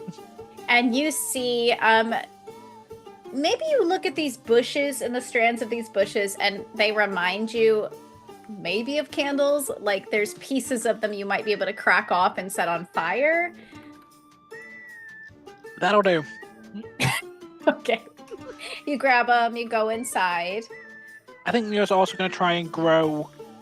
There's still soil there, yeah? Yes. Okay, I think Neo's Dry, but Nero can work with that. So from everything Nero is aware, Nero's right that devils are kind of on brand for theming. So let's try in the dry soil to grow some little mini cactuses that she can put on the top of the cake, like decorations, so that it physically hurts when you bite into it. That seems like something this devil would be into. Okay, give me a charm of TN 10. Sweet. And this is magic, so do I get... It is growing it, so do I get Yes. magic for it? Yeah, Yes. cool. If my dice come out of its dice case, that'd be wonderful. TN 10? Yeah. That's gonna be a 12. A 12? Okay. You do manage to grow those cactuses and bring them in with you as well. Awesome. Wow. So like Okay. 8 little mini... They're like mini ones, they're like the size of a Malteser. Just little spiky Yeah. cactuses, they have little red flowers on top. Little candies. Okay, Achilles. What are you up to? Oh, you're muted. She is currently working on the birthday. Okay. Is there any like rotting chicken skin? Sure. I want to like take like, you know, like when you get like a chicken, like a roasted chicken from like the grocery store. She wants to like peel that off and like put it around some sticks and stuff that she's tied together to make like a flesh hat. Oh my god. Okay. Go ahead and give me a charm. TN 7. Let's see if you can fold a cone. If I can fold a cone. Yeah, cones are hard to fold. I don't know if you've ever done that as a craft. Okay. That's one of the things she's gonna be doing. Hold on. Okay, so that's a charm check. 20. Okay, you not So- only make a flesh hat for what's his name, Ignog, you make a flesh hat for everybody. Yay! And then she will also she will see if she can get the information from Iro for the demon happy birthday song. Ashnaz Grimputu, Ashnaz Grimpatalu. Does Iro know it? Does Iro know the happy birthday song for the for the 9 L's? Lord Headmaster, do I know that? Please say yes. Please say Did you yes. learn? You learned Infernal, I assume, during your research. Yeah! It seems appropriate. Then yes, you learned the Okay. happy birthday song. Then Achilles will then her next task is going to be writing that down on a piece of paper, and she's going to find whoever would like to sing happy birthday. She's going to find someone to sing happy birthday in Infernal. And I actually have just written down some random guttural words so that you can do that. We can Okay. also take turns with each line. Oh no. Okay, everybody's working in their separate space. So Iro and Izzy eventually, I think, get the sludge into a kind of dough, and they're gonna bring it over to the stove and put it in. Was it a barrel we're using for the? Yeah? This is What's so the name gross. of this demon again? Sorry. Ignock. Ignock. Yes. This is really gross. Do we have to do this? I mean, if we want to get out of here. Okay. Tenderly past the kind of like, it's almost like minty toothpaste colored, but that's because it's that kind of turquoise mold. You know what I'm talking about? There's a little bit of pink mold along the top too. It's beautiful. Okay. And it slips into the oven. And I will say, you'll take some time to let it bake. And once it comes out, how do you all decorate it? We've got the cactuses, we've got the candles. Do you put any icing on it? Oh, we really should do some sort of frosting. I think we get one of those rats, kill the rat, drizzle its blood around the edge, but it like drips down like a. You know, it's like cake. Like Well, if we take some of that congealed grease and like whip it up real good, Mm. like make a whipped mix it with some frosting. rat's blood, like Oh grease and my- rat's blood. Just Do we mix just- that up. Oh yeah, so Wanna it'll use make it a this- nice It's like pink food color. coloring. like food coloring. Oh, do we just want to use this jar of lard? Nope, we're here with grease and rat's blood. Okay, Niora, roll a flight check. It's the one thing I refuse to use. I'm not using lard. I have Of 10. standards. TN 10. It's gonna be a 14. Okay, Niora, you go to catch the rat. The rat tries to run away, and you grab it up. I assume you kill it. Yeah, no, just I'm sorry, buddy. Yeah, I think you're also a dream rat, so I'm holding on to that. You kill this rat. I don't think you would have done this first year. Neora's kind of done. You empty the blood into the congealed grease and whip up a kind of sauce, a pink sauce, very cute, for this cake that you drip over. You put the candles on. Cactuses on top of the grease sauce, and then candles in the middle, in the shape of a pentagram. I don't like in a. That works. Okay. And Maris, do you want to light the candles? Sure, she'll light the candles. Actually, for demons, wouldn't it be the other way around? Like, wouldn't it be putting blowing fire on the candles as like the birthday celebration rather than? Yeah. Oh, We'll let okay, him light okay. his own candles. Smart. Yeah. See, branding. Demons love branding. Is my cake done yet? Would you like to light your candles? Go over. And he gives a big fat belch. Bleh. And the smell and the flames waft over the cake and eat up about half of the candle, but it flames up. And he gives a toothy, crooked grin down at it. Mm. We And- got to sing him happy birthday or happy dark day. All right. He sits back Oh dear. All right. expectantly. This is how this is gonna be done. Each of you is going to sing a line, and I will translate the line for you for the audience. Okay, where is this really posted? it's on Discord. I really just Okay. want to see you Oh, guys gosh. sing random shit. All right, Okay. we'll start with with Iro, and then we'll go to Nyora and Maris, and we'll loop. No. Wait, What loop. tune are we singing this? I had to open it. Oh no. Should I turn off the music momentarily so you can sing Sure. happy birthday? Oh gosh. Okay. Are we allowed? Yeah, I think it's a royalty-free song. It's not. It's not. Is it not? It's very But much we're not. But we're not singing. I don't. What Words. melody is this? A melody that's sorry. What? I don't think the melody's gonna happen. Don't We're not allowed the melody. Okay, then You sing just- it to the melody just- that we have. Just sing it to whatever strikes your chords. Zarkat, morkas, gork, murk. Dark flames rise. Valdrax, Bognock, Ignock. Do your name, Ignock. Kazrak, Drelthar, Gookberg. Curses and pain. Belzoraf, Kargunk. Happy dark day, Ignock. Zarkov, Morgoth, Gork, Mork. Dark flames rise! Beldrex, Fordak, Ignock. To your name, Ignock! Blood and shadow with more to come! Morgoth, Vaughn, Ignock. To you, Ignock! And by the end of this, I assume everyone's wearing the flesh hats, by the way. Yep. Yes. Including Zola, who just looks very but Ignock by this point is crying. He's like, this is the most beautiful birthday I've ever my dark day that I've ever had. Yep, happy Dark Day, buddy.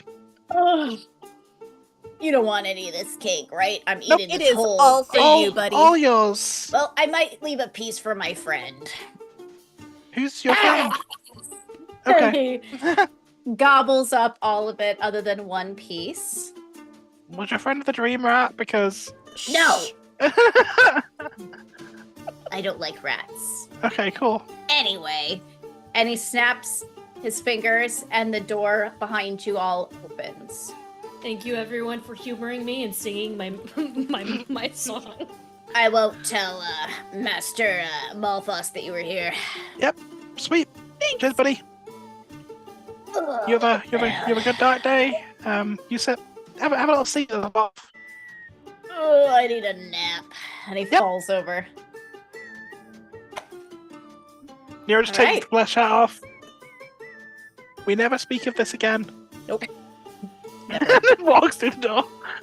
Let's get out of here. Maris, I didn't know you were out, though. You know, I don't. My singing in foreign languages really isn't my high point. All right. And you all head back out the door and back into the cabin. And you see the pie, the rest of what I guess it would be the soup cabbage. Looks normal now. There's not a glow to it anymore.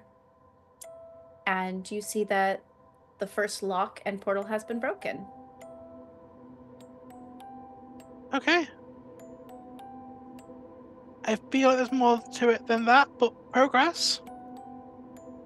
Yeah. All right. Headmaster, where else do we need to look at stuff? Well, let's see. When I think about it, come with me. Cool. And she leads you all up to the bathroom. And she looks around and she says, now, usually when I'm in here, I've checked everything out, of course, and I don't have to do these sort of things as a spirit, but I find that somewhere in here, maybe in this this area, and she points towards the bathtub. That's better than what I thought you were going to say. So, I don't know, let's try filling it up? Yep. Does anyone know any good spells for water? I can sit in it. I don't think that'll fill it up. Sure.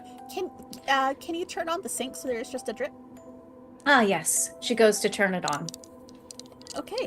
Maris will pull out her wand and use that little bit of water to start conjuring the tub full. All right, Maris, roll a brawn.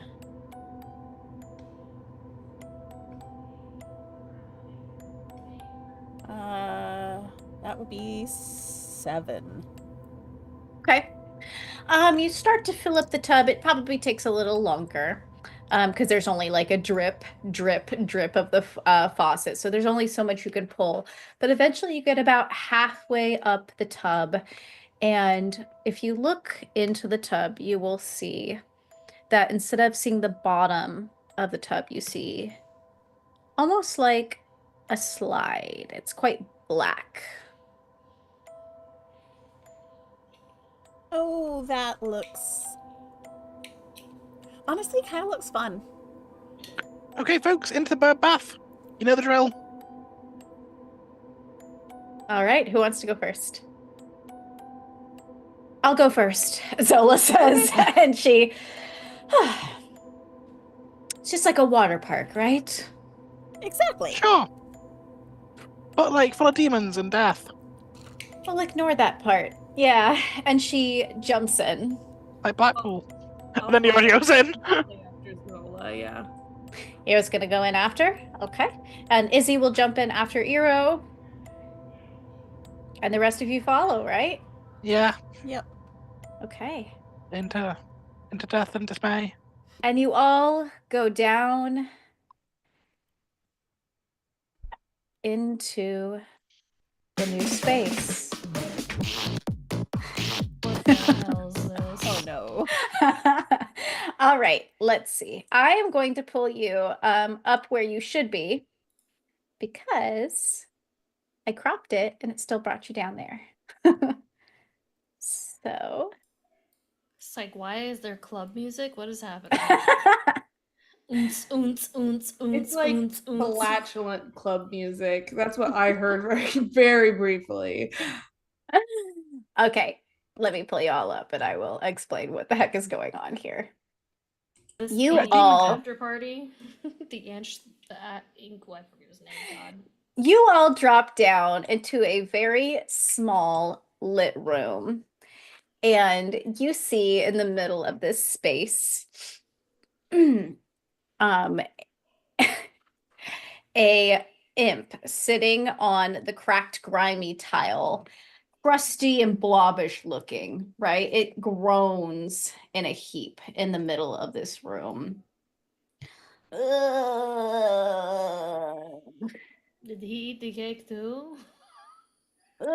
There's a slice of cake next I to know. him. That's what I'm saying. Yeah, are you Ignoc's friend? Yeah, I am. He's got some cake for you. Yeah, I know I went and ate it already. Oh. Oh, gods! Ah, You okay, buddy? no, I'm. Oh, why are you all here? I'm supposed to be protecting this place, but I can't. I feel too. Ah! Can we help you at all? Yeah, you can. Yeah, what do you need? I need somebody to fix my insides. If we fix your insides, will you let us out of here? Yeah, anything. Okay. Okay. Demon laxatives. Okay, jump on in. And the imp opens its mouth. Uh, And the mouth extends more and more and more.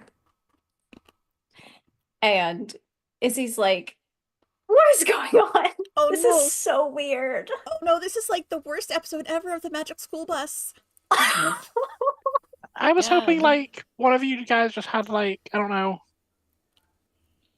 Oh gosh. So we have to go in and like clear his pipes? Yep, I I think think so. so. Oh, this is gross. Okay. Alright. Yep. Let's oh gosh. Okay, let's do it. As a vegan, am I exempt? Can I just No. No. Buff a shot? I'm not gonna lie. I'm not pretty going first this excited. time. You go, Neora. Why me? Because I'll go. you're like water. Maris. That's not an encouragement. Maris goes first. Maris goes first. Maris, you will jump into this imp's mouth. Who's gonna follow Maris? Fine. Neora goes. All right. Eventually, everybody starts jumping in. All right. When you enter, it stinks intensely of sewage. Bet. Well, Above and around you, you feel like tiny inside of this like cramped space. Above and around you, you see a network of pipes, intestines, most of them tangled up or blocked. So I think you all know what you need to do. I'm going to put on the music, and then what I'm going to do is I'm going to give you a link to this puzzle. Oh, Jesus Christ. Everybody will be working on the same puzzle, but I believe they'll be seeing Maris try to solve it, right? But Yeah. whoever can solve it first, let me know. I'm going to give you the link right now, and hopefully there's no weird advertisements on the sides. And there's also going to be a timer. I'm going to put on the music. Before we get shot out. Oh my god. Wait, where's this link? Oh, there it is. It's in the chat. In Discord? No, in the Zoom chat. You sent it only to Danny. Yeah! Oh, did I? don't Oh. see it. Why did Okay. I send it to only Danny? Why is it set up that weird way? Okay, here. There you Oh go. my god, this is demented as shit. Okay. Okay.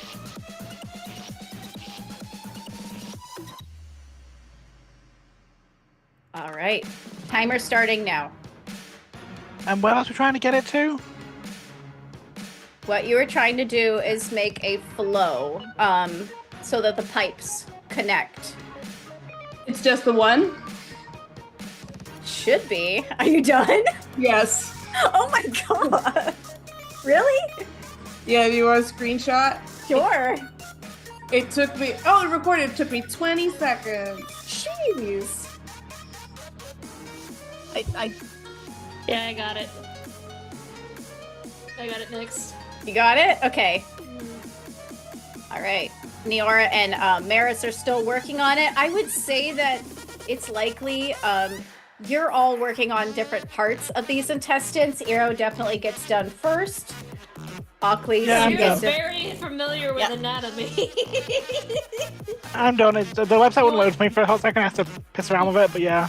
Do you want to explain that at all, Dina? As- Yeah, Eero, what's going on here? Like, how is it just like this is easy? Boop, boop, boop, boop, boop, boop. Eero rolls up their sleeves. I think Iro has spent a lot of time elbow deep in buckets of vomit working on stuff with Ockley, so to not Aw. he said, all right.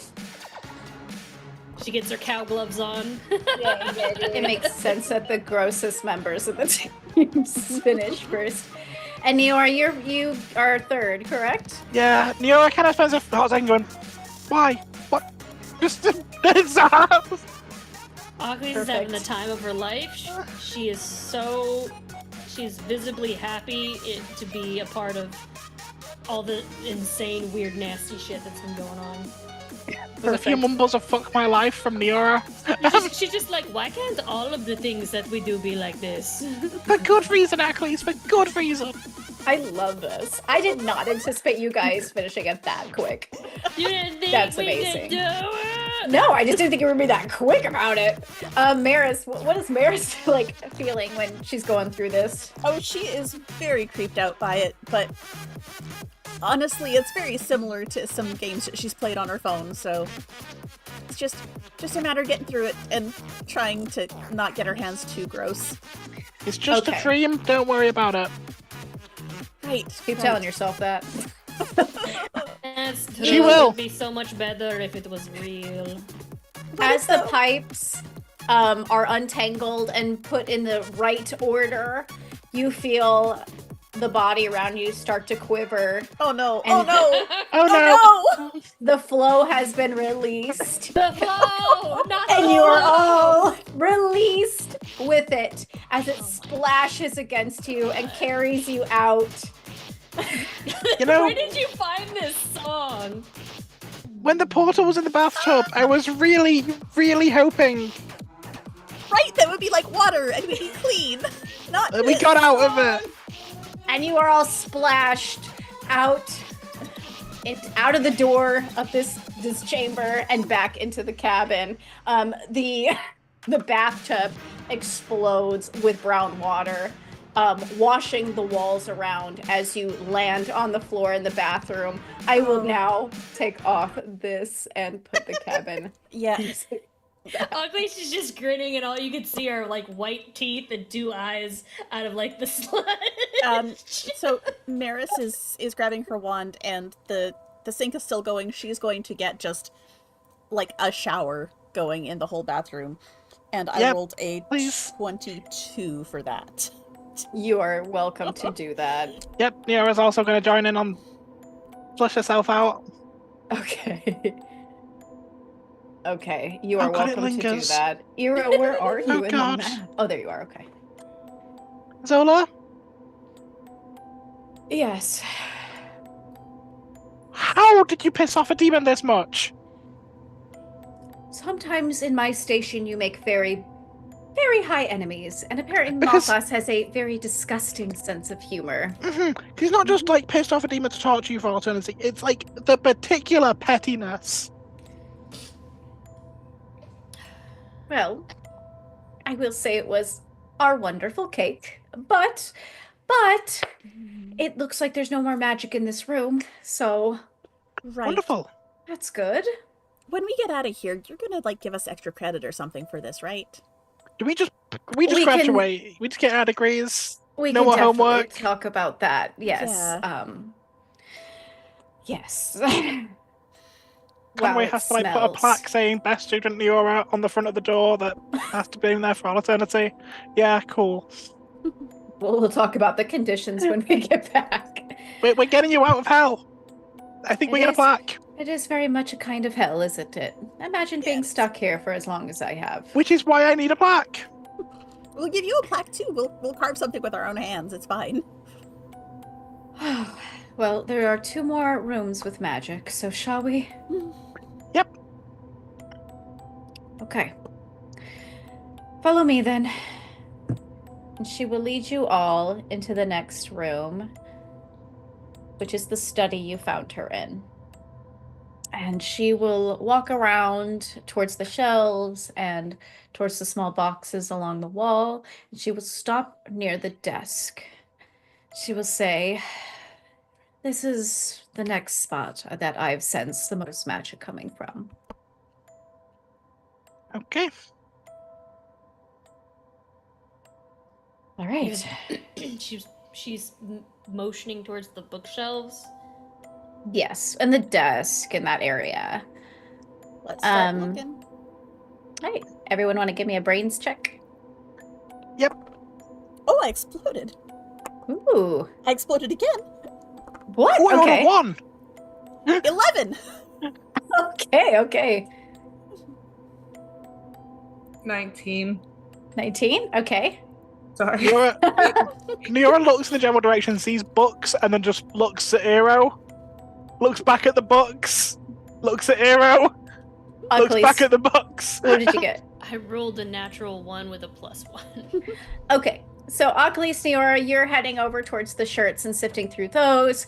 Miras, I think you're going to sense the magic source first. So, you go over and you sense that it's coming from the tome on the desk, but you're not quite sure where exactly. So, I assume you would also call Eero for.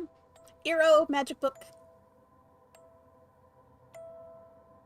And Eero, you are the one that flips through the pages and finds the exact page. And when you get to that page, when you put your finger down on the paper, it sinks through. Gooey. Little bit. Yes. Why is everything here sticky and slimy and shit? It's You can so tell great. when you put your finger around the page, the words move around it too. Can I just put my face in and look in, or does it not work like that?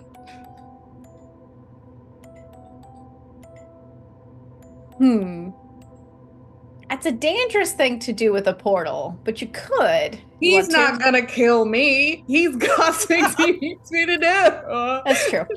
You put your face through the page of this portal, you look through, and like a baby bursting through the womb, you see I'm cresting. Oh my god.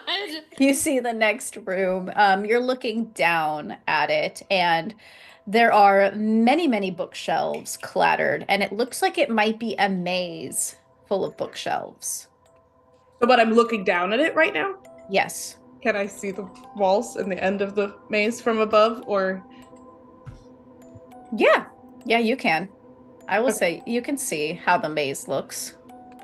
I try to commit that to memory as best I can because I know we're gonna have to drop in here in a minute.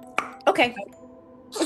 My face back into the womb, and I tell everybody what I saw. Books, maze. Presumably, we go through the maze, but I got a little bit of a look at the layout of the thing, so I might be able to point us in kind of the right direction. Unless it's, one of those. Remember when we watched Labyrinth and like the maze moves the Everything walls? moved. Yeah. Yeah. It'd be like that. Yeah. Okay. This is a labyrinth. Everything here is sticky and smelly. God damn it! Yeah, the swamp of farts or whatever it was called. Was Malphas like looking through your eyes the last time we watched Labyrinth? It's Does he- truly possible. If he was trying to enforce me to the dark side, he should have put the leggings on. Yeah, like I think David Bowie would be able to convince us to hand him a sword. I mean, yeah. If David Bowie walks up to me and says, "Hey, Anyway, hand me the sword of evil," Zolathorn, no context for you. Jump. Oh, all right, here we go. She jumps into the book. we always continue just to casually bitch about how smelly and slimy everything is in the background. Perfect. Okay. I'm going to transfer you all to the next room. And we'll see where you land. I hope I'll move you all, so just hang on a moment if you land in the wrong spot. Okay. Just move on up a little bit. I think you're able to move up, right? Okay. It's so dark. Okay. All right. Go ahead. Up. There we go. Okay. Let me add Sola as well and Izzy. Didn't know if you all were going to take Sola on this trip with you, so that works. Okay.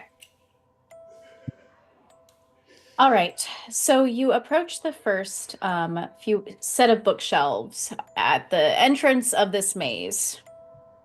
And I'm going to take a wild guess and assume that Eero reads the shelves. Yeah, that seems likely. And on the shelf, the first shelf of books, you are going to read the titles.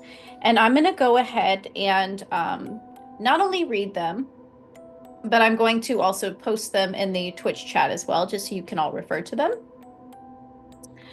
But I will say the shelf that you notice on this set of bookshelves, it stands out from all the others. It's a shelf made of metal and appears battered and damaged. And it is painted black. Okay. So I'm going to read the titles and then I'll post them. Siege Weapons of the Last Century. War, a Personal Recollection. Warriors of the Open Plains. Fields of Glory. And Fey Charms and Wards. So let me post that real quick.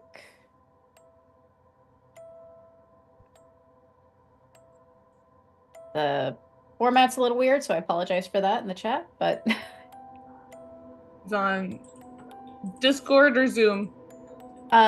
Which? Twitch. Twitch? Oh, okay. I'll if you guys prefer, I'll also put it in the chat if you would like. I just put it in go there for so the crowd can also see it. There we go.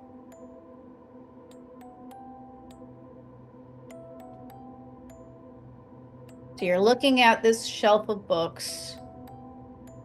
What do you do?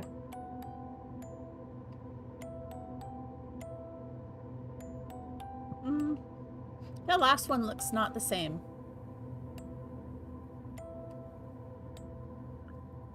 Yeah. Maris will reach forward and take that book off the shelf.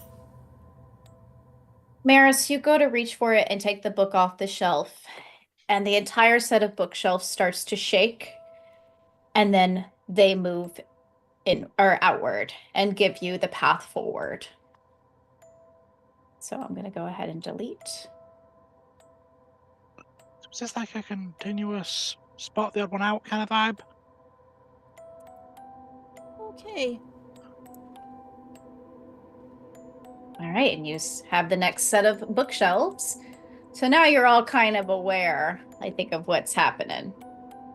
So the next set of books are titled Harvest Sun, Hunter's Moon, Lunar Cycles, Reign of Heaven, and Stellar Alignments and Conjunctions. Oh. Reign of Heavens. Yeah, that sounds right. Yeah. Okay, cool. Let's see if I get stabbed. Pull it out. You go to pull it out, and the bookshelves shake and move outward. Mhm. And I know on the map it looks a little weird. You probably have to turn in another corner after that. Iro, you know where to go, so you're kind of guiding the group as you're doing that. And you go to the next set of bookshelves. Y'all ready? Mhm.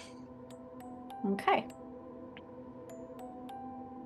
So there is my offering to Sanshin, the mountain god,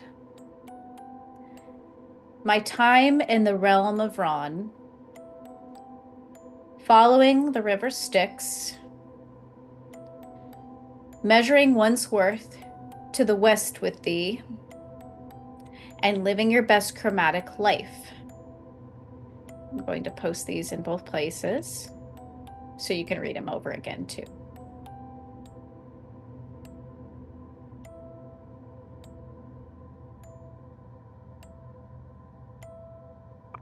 One of the self-help book. I'm assuming it's a self-help book, yeah?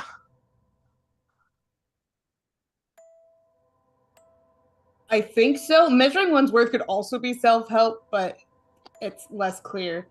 There's also the option of, okay, like Wandsworth, Best Chromatic Life, and Offerings to a God could all be like self-help books, and the River Styx is more like a detailed journal. I think living your best. I'm gonna try living your best chromatic life. It might be incorrect, but Do you want to do a brains check, or you just want to reach for it, or? Mm. You're welcome.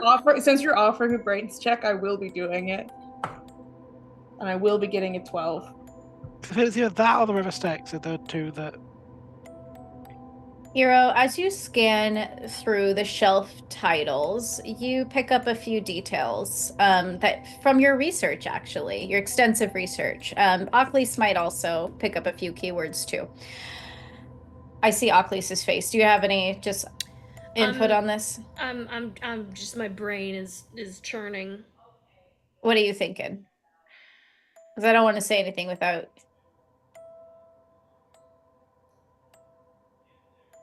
Yeah, I don't know. I'm still thinking. Okay. You see the river Styx.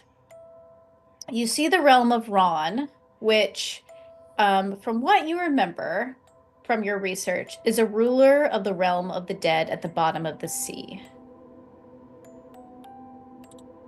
You kind of remember with measuring one's worth, you think it might have something to do with the afterlife of Scales and being sent to the west after judgment. And I think you can put together who Sanshin is, the mountain god. Okay. It does sound like it's living. So living your best chromatic life is the only one about being alive. So I'm gonna go for that one, I think. Okay. You reach for that book, you take it off the shelf, and the shelves shake and move outward to let you through. Just wanted to let you know you have the option to do brains if you wanna. Yeah. Okay. Great job, everybody. And you guys are writing down the ones that you've been keeping, right? I am now. Okay. Yeah. Maris has it looks like. Maris So. has them. She's probably carrying them with you as you go. Okay. You ready for the next one? Mhm. Okay. Tales of a Lost Naiad Princess. The Tragedy of Quinn Wex. Knowing Your Carnivorous Plants. Lady De Winter's Betrayal. A Wandering Minstrel. And this shelf is made of wood and it's kind of a simple design.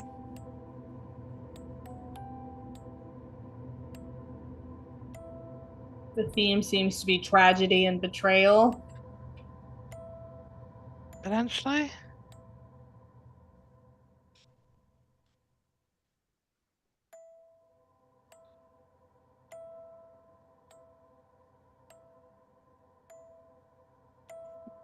Can we get the books in the chat, by the way, Yes, Danny? please. Yeah. I was waiting Sorry. for that. Yeah. Sorry. Silently waiting Thinking. for We just all just like, don't want to rush Danny. Danny's probably getting things prepped. I was watching your faces. I got distracted. Let me see. There we go. Maris reaches for knowing your Cruciverse plants because everything else sounds like one of her romance novels. And it might be a terrible plan, but that's what she does. Does anyone try to stop her? Okay. No.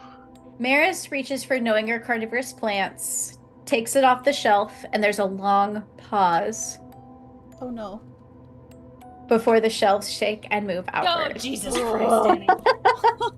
Okay. Hey, we're ordering okay so far. Yeah? I mean, I kind of want to read some of those others, but I feel like I shouldn't take them. Maybe we'll get books later. Okay. We'll go to a All bookstore right. after this and we'll...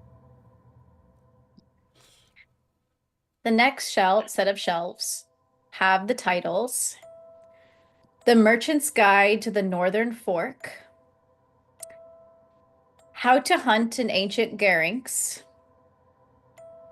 Hard Tack and Gruel, A Ship's Cookbook, The Greatest Thief, Fool's Gold, and Shipbuilding on the Eastern Seas. So I will make sure to remember to post it this time. Is it just me, or do a lot of these remind you of Granddaddy Vic? Yeah. Did he have boats? I mean, he travelled around a lot. He must have. He's old. And I don't think he... Never thought us... What is the Northern Fork? Yeah, I feel like it's a werewolf thing. Yeah, I just, if it's a waterway, then it definitely belongs there. Do I know what the Northern Fork is, Danny? Sure, go ahead and roll me just a brains. It's another 19. I rolled like 7 19s. Okay, you know that the Northern Fork is the path that leads up towards the northern mountains, and it usually, the one in the middle goes up towards the mountains with the werewolves and then cuts off, and the other two lead in different directions. Okay. Probably, yeah. Then the Northern Fork and the Ancient Garrinks are both oriented towards mountains. Hardtack and Gruel and shipbuilding are both towards the water. And then Fool's Gold doesn't seem to have anything to do with any of them. I think it might be the cookbook. If we're thinking Vic, like Greatest Thief, shipbuilding of the Eastern ships, like again, he's kind of old. It would have been before people had that many trade agreements. Like there were trade agreements, but like limited. It feels like you wouldn't really care about a cookbook. If we're assuming Vic, just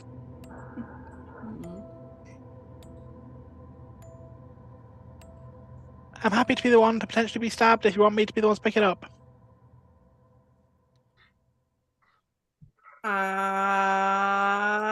You knock yourself out. Let's try it. Cool.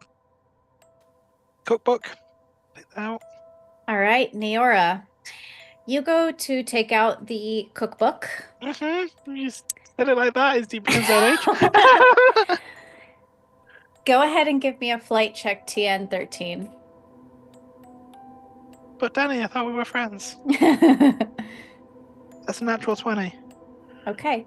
For You go to a total of 37. Okay. You go to take out this book, and you're fast enough that you feel it shake under your hand. So as you take it off, you flip it around, and it starts to flap wildly and lunge for your face.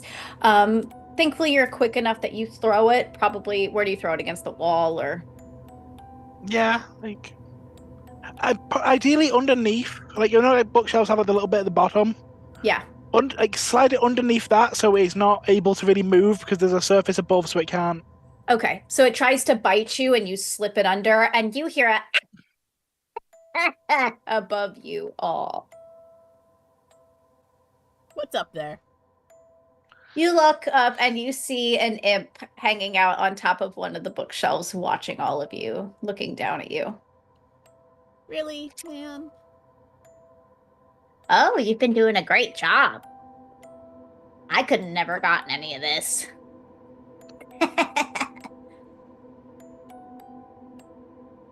What's your name? Cool Joe. We're not calling you that. Well, that's my name, and that's what you're gonna call me. Now, if you want to help Cool Joe out, there's some of these books that need reshelving. But I can see you still don't have the last one. Yeah. So now you have. I'm Let's going for the fool's gold. And if it stabs me, it stabs me. Eero, you go to reach for it. You take it off the shelf, and the shelves move outward. So now we've got Fool's Gold, Living Your Best Chromatic Life, Reign of Heaven, and Fey Charms and Wards. Is that right? Mm-hmm. And Cool Joe will scramble along the top of the bookshelf and point down at the cart that's sitting in front of you. And they will say, There's slots in there you gotta put the books in. It's a go-back shelf. If you put them in the right slots, I'll help you get out of here. Are slots looking different to each other? so I'm going to give you what you see the slots look like. Cool. They've got little tags on each slot. Slot 1, 2, 3, 4, and 5. Let's see.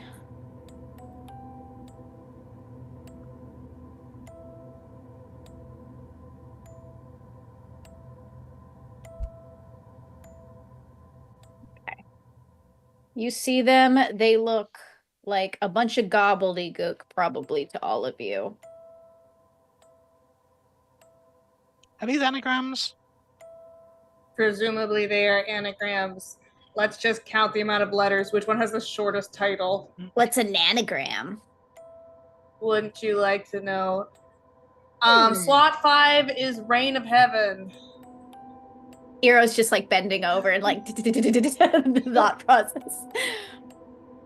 Okay. Maris, are you going to put them down into the slots as? Yeah, Maris will put the books in the right slots. You've been carrying them. They're pretty heavy tomes. So.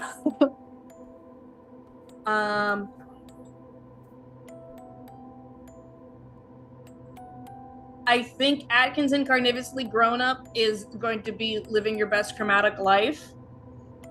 I'm not fully translating these anagrams. These are Try to do slot like slot 2, slot slot 3. 2. Okay. Is that what you put it in?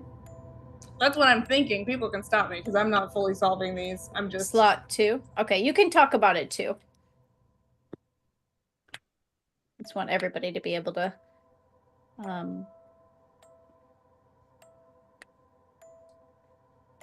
Okay, but actually slot 2 is the only one with P in it, so I guess it has to be knowing your carnivorous plants. It just seemed unlikely that they would have the word carnivorous in the anagram as well as the title of the book. I think they'll allow for this one. Okay. So slot 2 for carnivorous plants? Yep. Which Okay. means... What else do we have? Got Fey Charms and Wards still to do, yeah. I think that's slot 3. Yeah. So that means that slot 4... Is with the cookbook. Nope, the cookbook was the wrong... It's the Greatest Thief one, I think. The Fool's Gold. Oh, yeah, then, Yeah, I think so.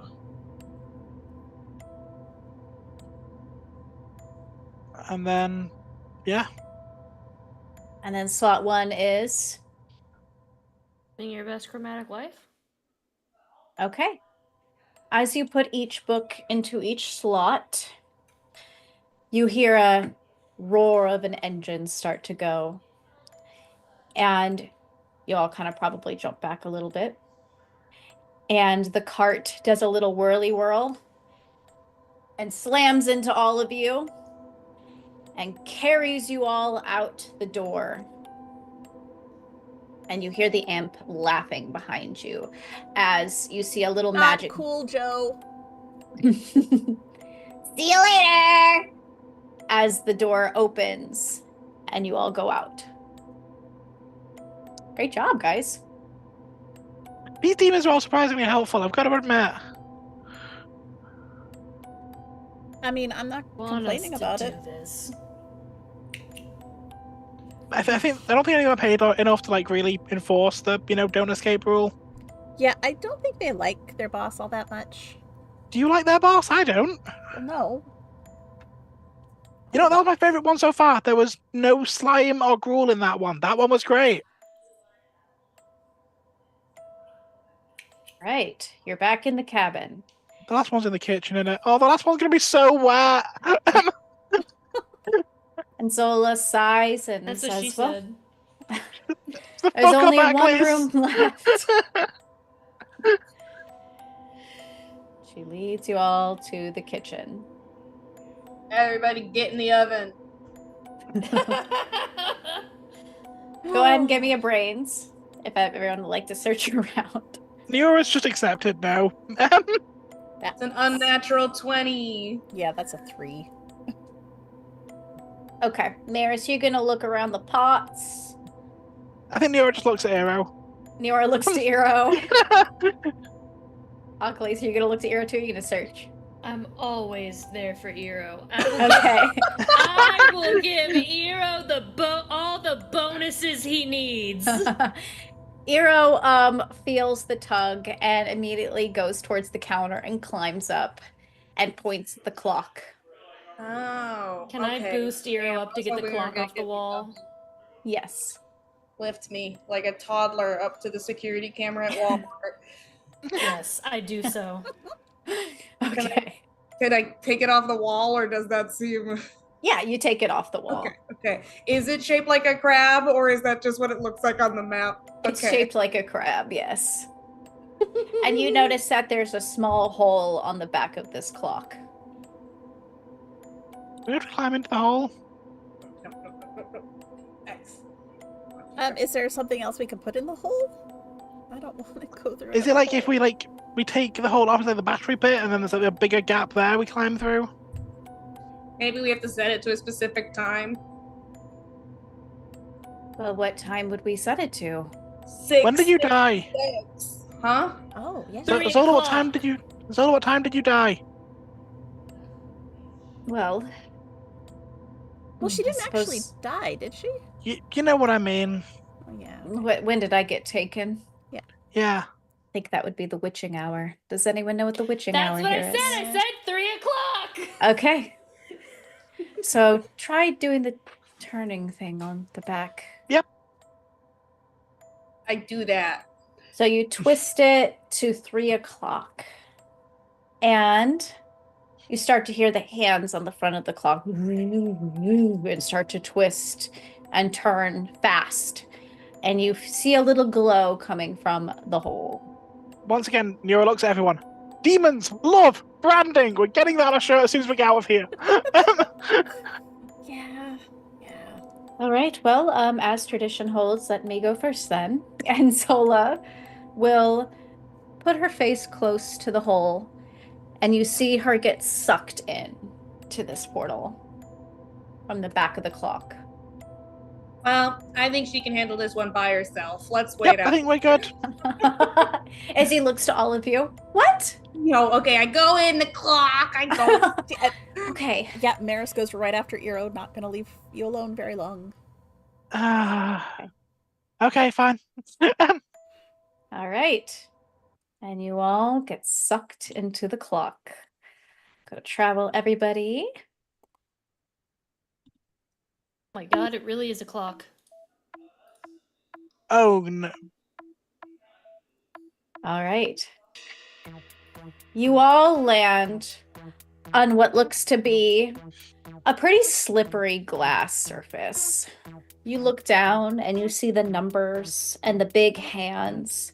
Some of you probably land on the hands as you fall. Kind of hurts. And you hear the laughter of your newest friend. That was funny. Uh-huh. Yo, Hi. you're my So- favorite so far. What's your name? Ooblop. Ooblop. You know what? That's actually a demon name. I accept that one. You're kind of cute. I take it back. Can I touch your water? Yeah, sure. Ooblop, ooblop. What do we have to do with this big clock? Well, I heard from some of my friends we had a guest. Maybe I'll tell Master Malphas, and maybe I won't. Just I'll let depends. you touch my water if you don't tell him. Can I have a taste?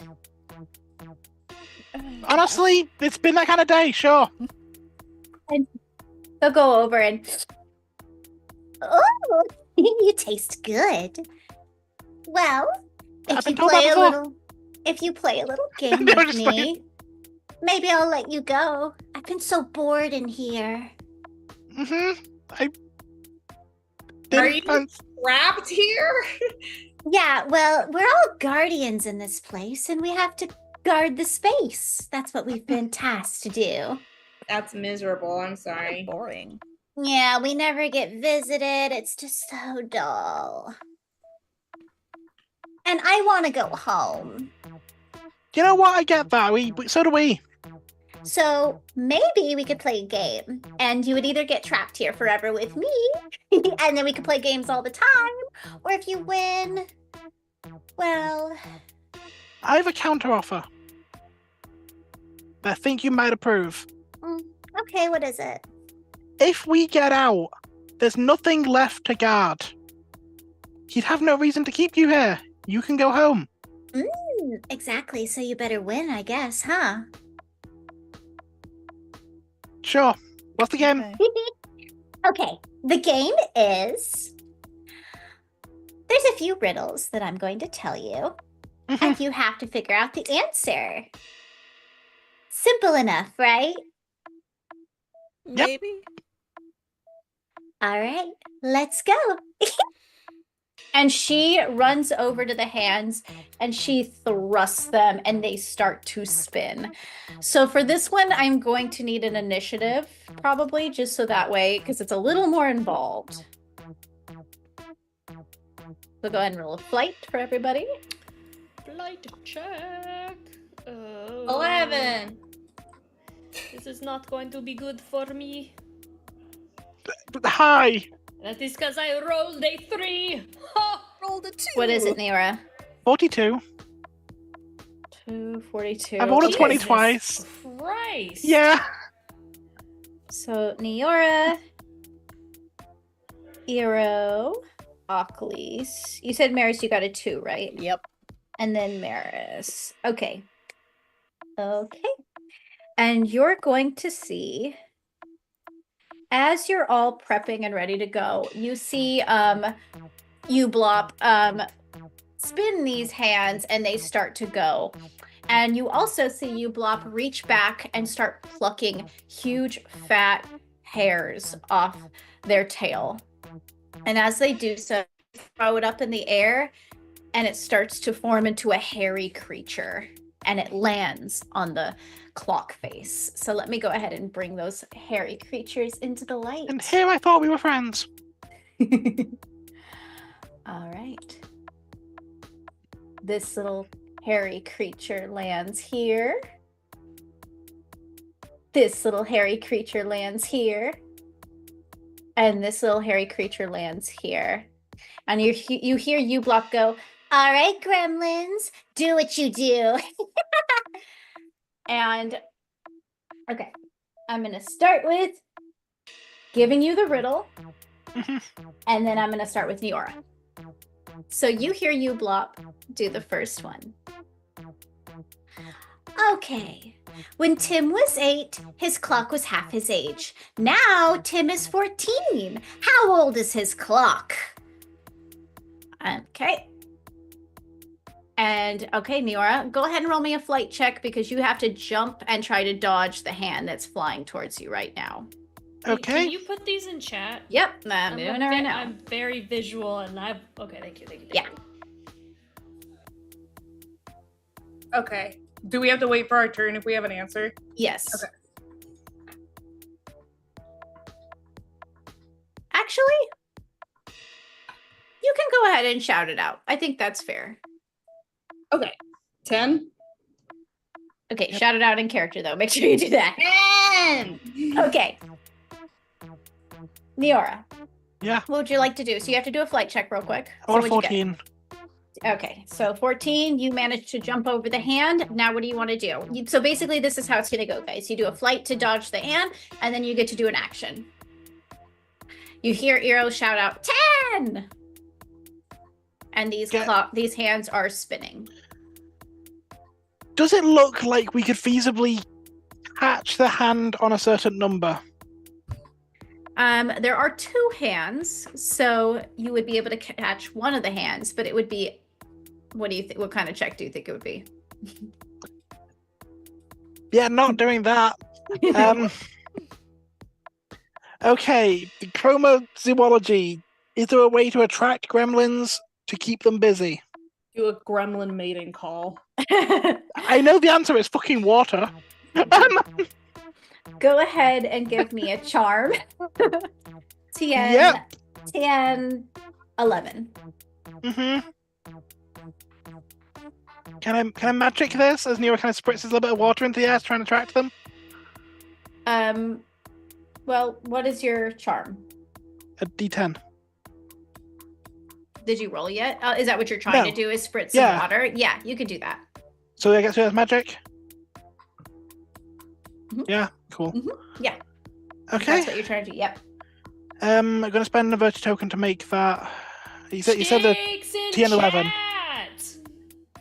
Normally, Jake? hi. Did you Hi, say Jake. Jake? Hi, Jake. Woo! TN 11. Normally it would be a fight. So how is it charmed that is this like illusionary magic?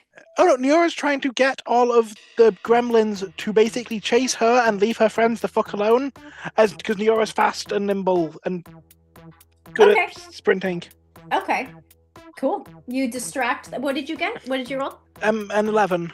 An 11. Okay, yes. So you do end up distracting one of them. They start to chase after you as trying to reach up and grab you with their little gremlin hairy hands. Then Neora's just going to be bouncing around and just being a nuisance. Okay. So that one's going to start chasing after you. All right. That means, okay. Eero, you're up. Go ahead and give me a flight. TM10. It is a 10. Okay, so you managed to jump over the hand. And what would you like to do now? You know the answer. Does Ublop give any reaction to me saying 10, or is she waiting? I assumed the gremlin's gender. Are they waiting for us to do something else? She's watching you intently, but she gives a little giggle when you shout out the answer. Okay. I'm assuming it's a brawn check to try to move these hands. Yes. Would you like to try? Can I assist Maris on her turn? That would just be adversity tokens, right? There's no other way I can make it easier for her.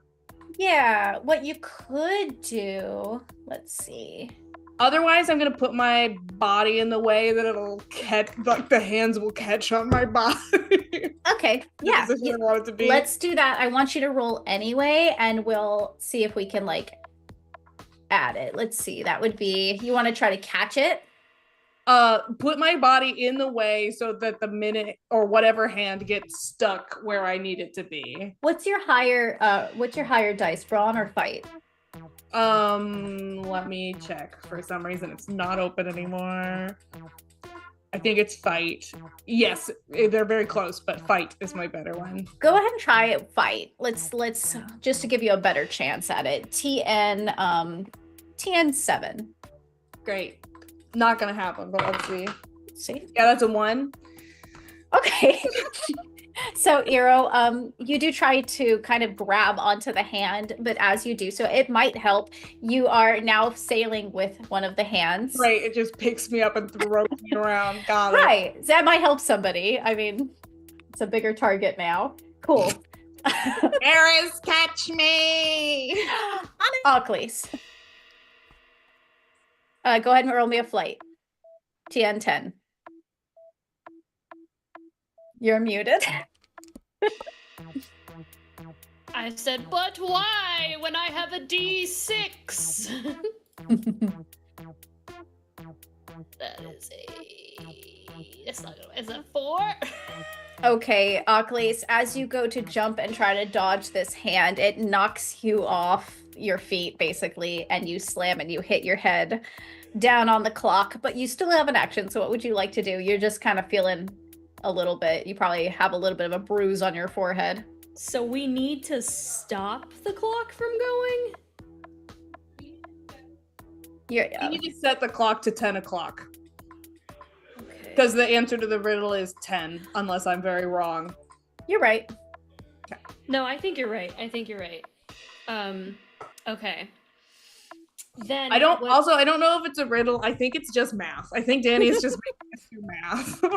It is just math, and I died inside when this. Okay. I would like to wait. So is Eero spinning right now? Yes. Okay. I'm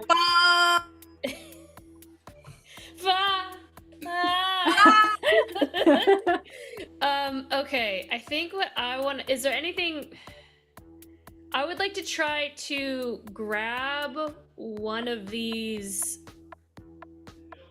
monkey demons. The gremlins? Okay.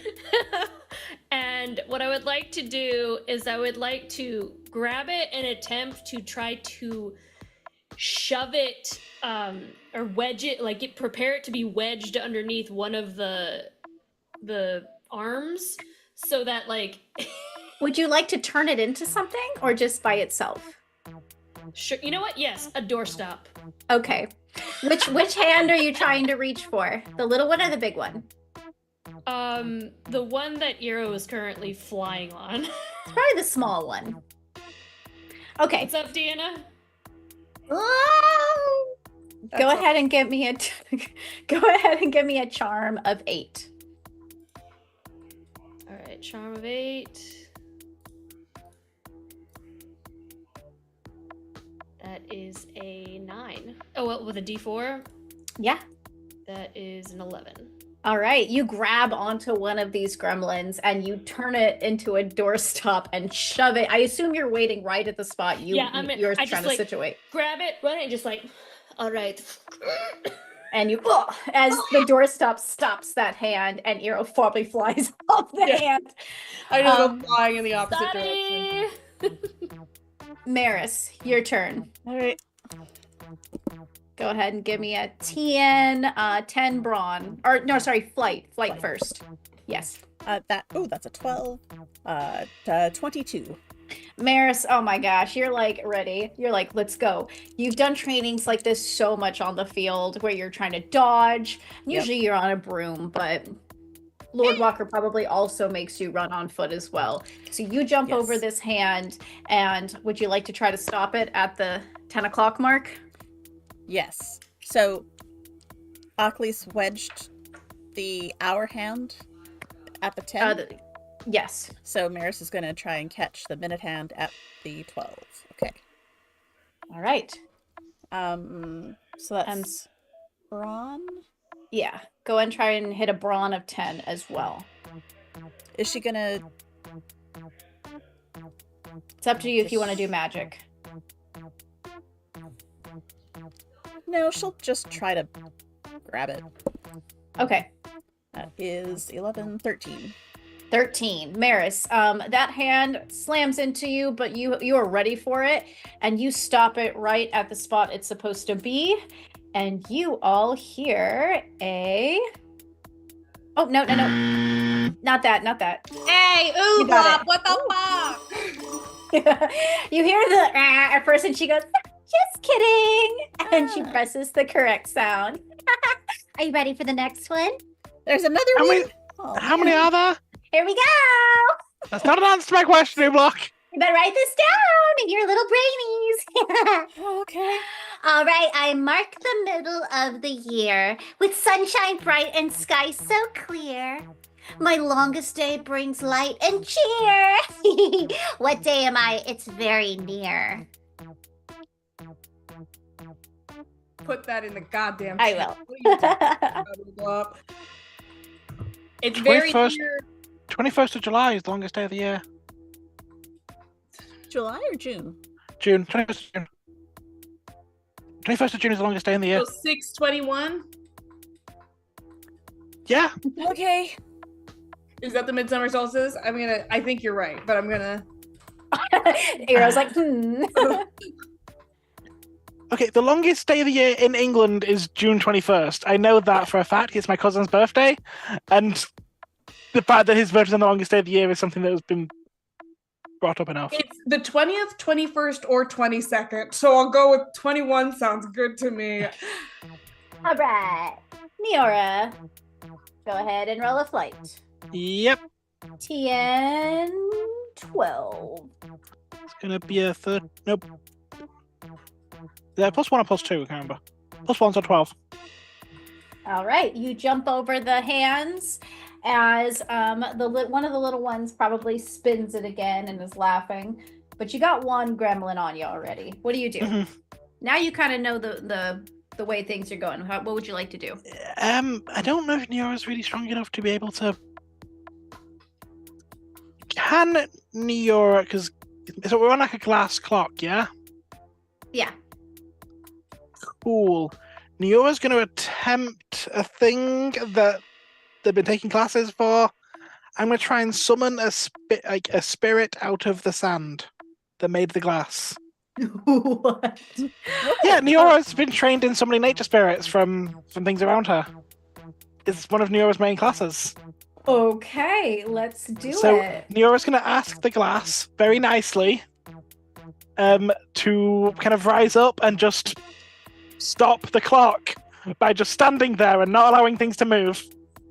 Okay, go ahead and I assume that'd be a charm check. I It's either a suppose? charm or grit you normally give it from every other spirit summoning I've done. You normally tell me differently depending on which type of spirit I'm trying to summon. Yeah. Let's go charm since you're saying very nicely. Yeah. Let's try to do that. TN. Ooh, I don't know. Like I don't know, I just thought it'd be cool. TN 11. TN 11? Yep. Cool. Let's give it a shot. That's going to explode. That's going to be 15. Do you see the glass kind of crumbling and breaking? Yeah, Or, it like, turns back into sand. disintegrating? Okay, so it turns into sand. And I will say you're able to coagulate and stop one hand. Which one do you do? Let's do the 21. So we'll do the minute hand. All right. It's very strange to see. The glass kind of falls onto the face of the clock and it starts to and all the sand starts to crawl like in a weird snake-like motion and stop the minute hand at the 21. Thanks, All Crab right. Clock. Thanks, Crab Clock. All right, Eero. Oh my god. Oh my god. I will say it's not spinning anymore because the sand is blocking one of them. Okay. So But what the- action would you like to The do? hour hand is still moving around, right? I think it's, well, I think it's more pushable. yeah, it's more pushable now. It's still kind of probably flopping around. We can do a flight do a flight. Okay. TN 11 or 12, sorry, 12. Nope. It's a 7. Okay, it does knock you on your butt as it goes because it's flopping back and forth trying to spin somewhere. But you can go ahead. What would you like to do for an action? I don't have a huge amount of options. I can't really suck the magic out of this clock, so I'm just gonna try to push around that hour hand if I can. Okay, go ahead and give me a brawn of, let's say, It's no longer resisting, at least. yeah, 7, since it's a little lower resistance. Love that. Let's see if my D6 can do it. Oh, I love that. 17! oh my god. How does this happen? I have no idea. Give me This is so, I feel like this surprises you and Eero. Like, Well, because I think Eero like just trips over the thing, but holds onto it and is being dragged behind it and kind of gets on top of it and then throws himself kind of in front of the other end and is like, okay, I'm holding it. Maris, get it in the right spot. And just happens to have landed on 6 himself in that moment. and you're like, wait, what? And it lands on 6, and the hands stop for a moment, and you hear. Just kidding. I don't like this Oobla, one. you think you're so funny. Gets it every time. Okay, there's one more. Are you ready for it? No. Yep, Okay, sure. yeah, let's go. All right. Okay. I come once a year. And she looks at Neora. But never twice. A day to celebrate, and it's usually quite nice. Marked in the calendar, it's your special day. What am I? Can you say? It sounds like you have a bad partner. You're so silly. Every day only happens once a year. Nice day, a special day, a It's birthday. your special day, so it is a birthday. Ooblop, what's your birthday? Depends on who's moving the hand. Oh my god. Oh crap! Well, it's not my turn, so Wait, I be- what? I believe it's Ockley's. Ackley's, when were you born? I have no fucking there's no clue. fucking chance we're getting Ockley's birthday. Maris, when were you It has to born? be- it's the birthday of whoever does the final hand, essentially, right? So whoever does the final hand, it's their birthday. So Ockley's, if you can get one, and Maris gets the second one. Maris, do you know your birthday off the top of your head? I I know love it was you asking this. November. God, Okay. crap. I know Ockley's- Eero's Ockley's was birthday. born before months existed. Yeah.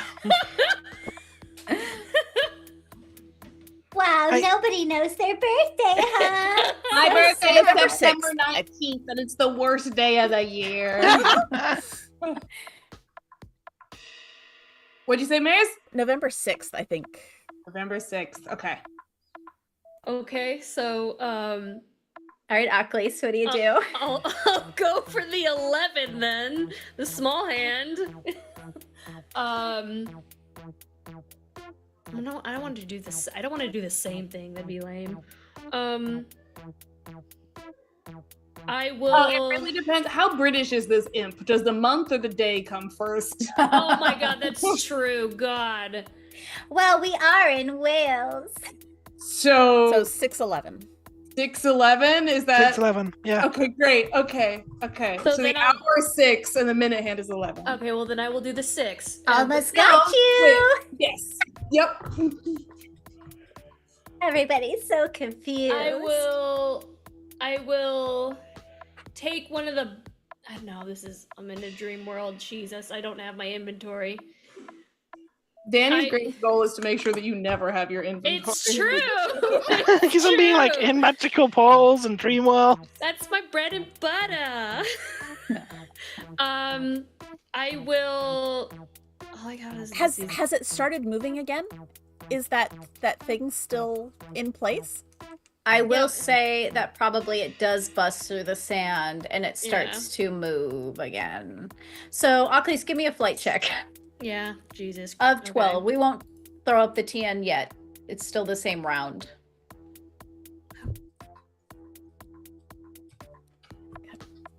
Flight check D6. You see the hand flying towards you as one of the See, if you had 12 gremlins as D6, pushes that's- it. That's a 4. A 4, and so you start to try to jump on this hand, and again, you trip over it and you fall back and hit your head. Get a big old bump on the back, but go ahead. So I'm on my body. Can I I would like to combat crawl over to the 6 and use my own heels as a wedge in between. Okay, you're gonna try to use your heels, I mean, I can't and Eero's use- on it too. So I feel like Mare's failing. pointed that out. Yeah, I do need to fail. If I'm gonna fail, I feel like there has to be some repercussion. So, I'm gonna use my own bones, my own foot bones. Your foot bones are popping out of your. Is that what you're saying? Okay. Hey.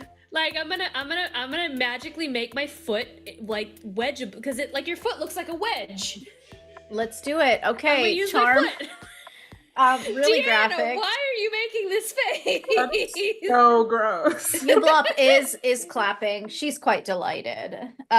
Go ahead and give me a charm. That's very unique. Well, you know what, Deanna? You know what inventory I always have? My body parts. They can't take away my body parts. They absolutely can.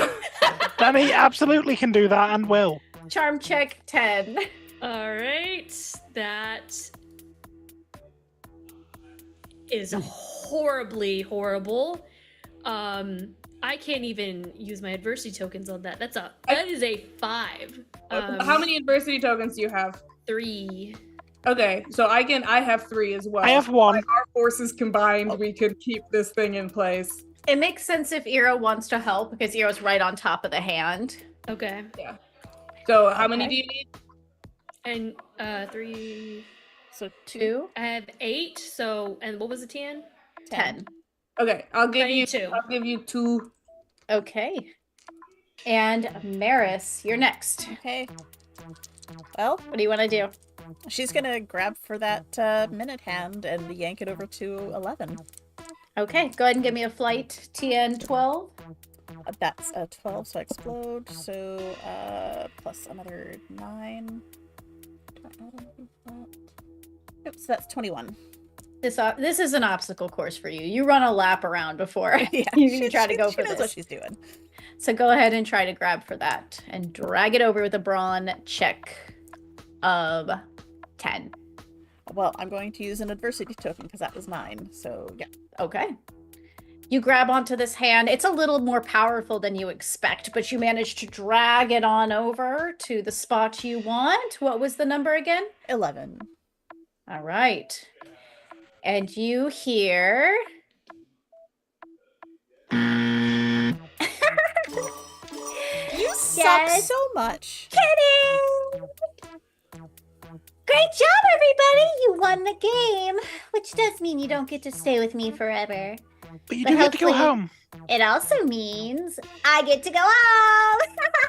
Maybe I'll have some of that cake before I leave. And she presses a button, and you hear the last little bit of... And the middle of the clock collapses, and you all slide and fall through the hole. And you all land... Just kidding! No, just kidding.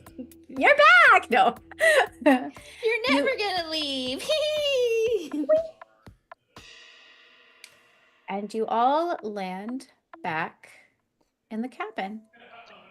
Hit on by a demon wasn't on my bingo card this year.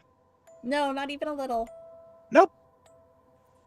And as you look around, you'll hear the last little click, and the clock loses its glow. And Zola looks down at her hands. And she starts to see the slight color return, first to her fingertips, and it threads up through her hands, up her arms. And she looks down in disbelief and back up to you all, and I think you did it. We are just that good. And Izzy is crying, and she's like, yes! You did it! Oh, we did it! Okay, so now we just wake up? Yeah. Yeah, wake up. Right. Izzy, how do you normally wake up? Well, normally it just kind of happens. And she looks to you, Ocklys. Do you have any ways you've forcibly woken yourself up? Well, I have lucid dream before, and I do know how to wake. Like, does anybody know how to wake themselves up when they're dreaming and they know they're dreaming? Is that just a me thing, or like? When I was a kid, I would just scream, and that worked. Okay. I do have a different strategy. Okay. Should we just try screaming? No, I wanna hear what Lauren's thing. I mean, it's gotta be better than mine. So. It's like, you know, when you're sleeping and you try to wake up and it feels like, somebody is holding your eyelids down. Mm-hmm. Okay, ignore that. So what we're Okay. So what we're going to do is we're all going to, I know this is going to sound counterintuitive, we're gonna go to sleep. So the reversal of waking is sleeping because your body, do you see what I'm saying? It's like looking in a mirror and like transferring through the mirror. You Okay. see yourself. Sure. Okay, can you lead us through like a guided meditation or something to have us Already- fall asleep? People have told me that the things that I find meditative are not relaxing at all. Are you sure Oh. you want me to do this? Okay, I've got an idea. Oh, After wait. you, Maris. Your is probably better than mine. Please go Well, ahead. I was just thinking that Eero knows lots of facts, and maybe they could just like keep a very quiet tone and just like recite something for us. Maybe you could read an encyclopedia for us. Like just Let's hear Niora's idea. that way, you're not boring. Sweet. You just know lots of things, and so you could talk a long time. Neo can do this to Maris first, before Maris digs themselves in a deeper hole. Yes, please. Neora, ultimately, sleep magic is tied to mind magic, and Neora is trained at pushing things out from mind magic, which also has brought them out of trances before. So Neora just goes to Maris, puts her hand on her head, and then does that technique of pushing things out. The in the mind. hummingbird is the only bird that can fly backwards. If Eero does start listing facts, Eero second. So, okay, by all your powers combined, the TN will be lower from Eero's facts. Oh my god, that's so mean. I And listened to Chrysalis podcasts is and like, all this love Zero's facts. So you might want to do world's Eero last. smallest deer is the poodoo. Nope. Okay, Oh Maris my first. What's the roll? Oh my god. Go ahead and roll a grit. Yeah. I Okay. love that. Do I get my mind magic proficiency bonus of pushing things out? TN 5. Yeah. Okay, that's gonna be a with TN 5. It's gonna be a 14. Okay. Okay. Do I have to roll for Yes. each person, or do I just? Is it one roll for everyone? I think you're fine. You're fine, but we'll go. I think that works. All right. You start to do Maris and you Eero get- second. The second Eero starts back, Nero's other hand just on Eero's head. Eero goes down next. Who do you do next? Then Ackley's Achilles. I assume Izzy next. looking at Zola first. You ready? Who's going to do you? Me. Okay. This is She'll gonna- fall just back. as she does. This is gonna feel like shit when you wake up. Yeah. I'm sure it would have anyway. Wakes her up. All right. Types of nouns in Latin are nominative, genitive, dative, ablative. You're already awake. Shut the fuck up, Eero. Eero is mumbling this aloud. It says talking in his sleep. Talking in his sleep is just this. Told you we could do it, Izzy. All Just- right. Be careful, yeah. Wakes Izzy up. Yeah. She'll wake up. And Neora, I assume you also do it to yourself. Just Oh dear. one last, just before she leaves. Fuck you, mouth ass, and wakes herself up. Perfect. Oh, also, Achilles, did you before we go through all this, did you change anything else in the I know you were changing the cabbage soup. Did you change anything else? Oh yeah, totally would have. List it off. It's fine. We'll say Okay, so the bathtub. The bathtub is gonna be a tub full of mayonnaise. The Okay. book on the bookshelf is going to be a smut novel. Okay. Where did the pie? What am I missing one? Fuck. The clock.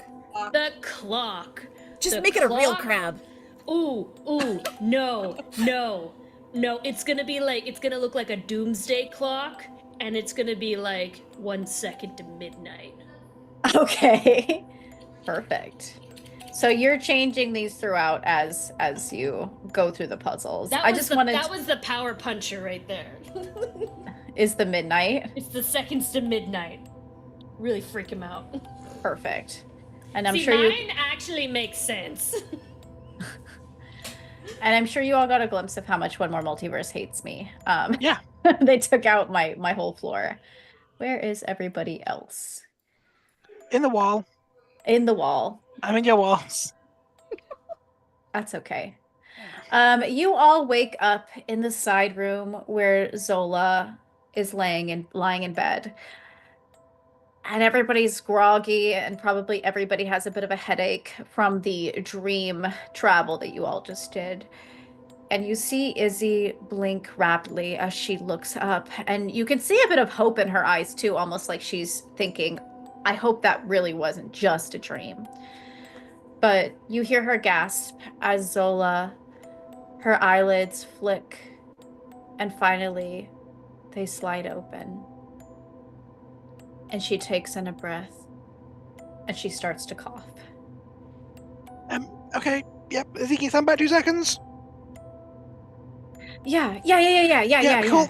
Nero's Sorry, gonna get yeah. up and try and Right. make sure Zola's okay. Give her a once over. Make sure she's. I know she's not great, but like, sustainable. And Zola looks to you, and at first she looks like she's kind of trying to get back to herself before she blinks rapidly. And then she looks to all of you and she says, We need to ward the lake. We need to ward the lake. Now. You're not going anywhere. No. Someone go get Toivo. You don't understand. We need to ward the lake. Somebody get me a notebook, please. Okay. You Hero, are can you get literally a corpse. Sit down. Just tell us what to do. We'll do it. Get But me a Hero- notebook. And as you go to rush to give her the notebook, she will take the quill and she'll start to scrawl quickly and frantically the sigils that she used on the sword as a ward. I know, Iro, you were looking for those. And she passes it over to you. And that's where we're going to end our episode. Woo! Great job, everybody. I hope it was fun. Yeah. Little gross, little goofy, It but was very. The whole thing in one session. I'm very proud of us. Yeah, go us. Yeah. I'm so excited. Danny. Was you expecting us to do it in one session, or were you expecting us to pull a nose? I was anticipating maybe 2 episodes, but I feel like we got through it. And y'all were solving these puzzles super fast too, so great job. All right. Hold on. Yeah. You can do... Okay. I think Lauren's the one who has access to all of our followers, but we'll do that in a moment. Follow us on social media. We do have several social media channels, and we also have a Discord, which is available to all of our community members. So check it out. There's a lot of fun stuff that usually gets posted on there. Thank you to all of our followers and subscribers. Let's see. Yes, we had a follow from Spider X, follow from Brotherhood of the Dice, Mog Yui, and Daniela Prin. Daniela Prin. That's quite a few. Thank you for joining us Thank you tonight, so much, everybody. Yeah. All right. If you enjoy our show, please consider supporting us with a sub or use that free Twitch Prime sub. We love to be here every week.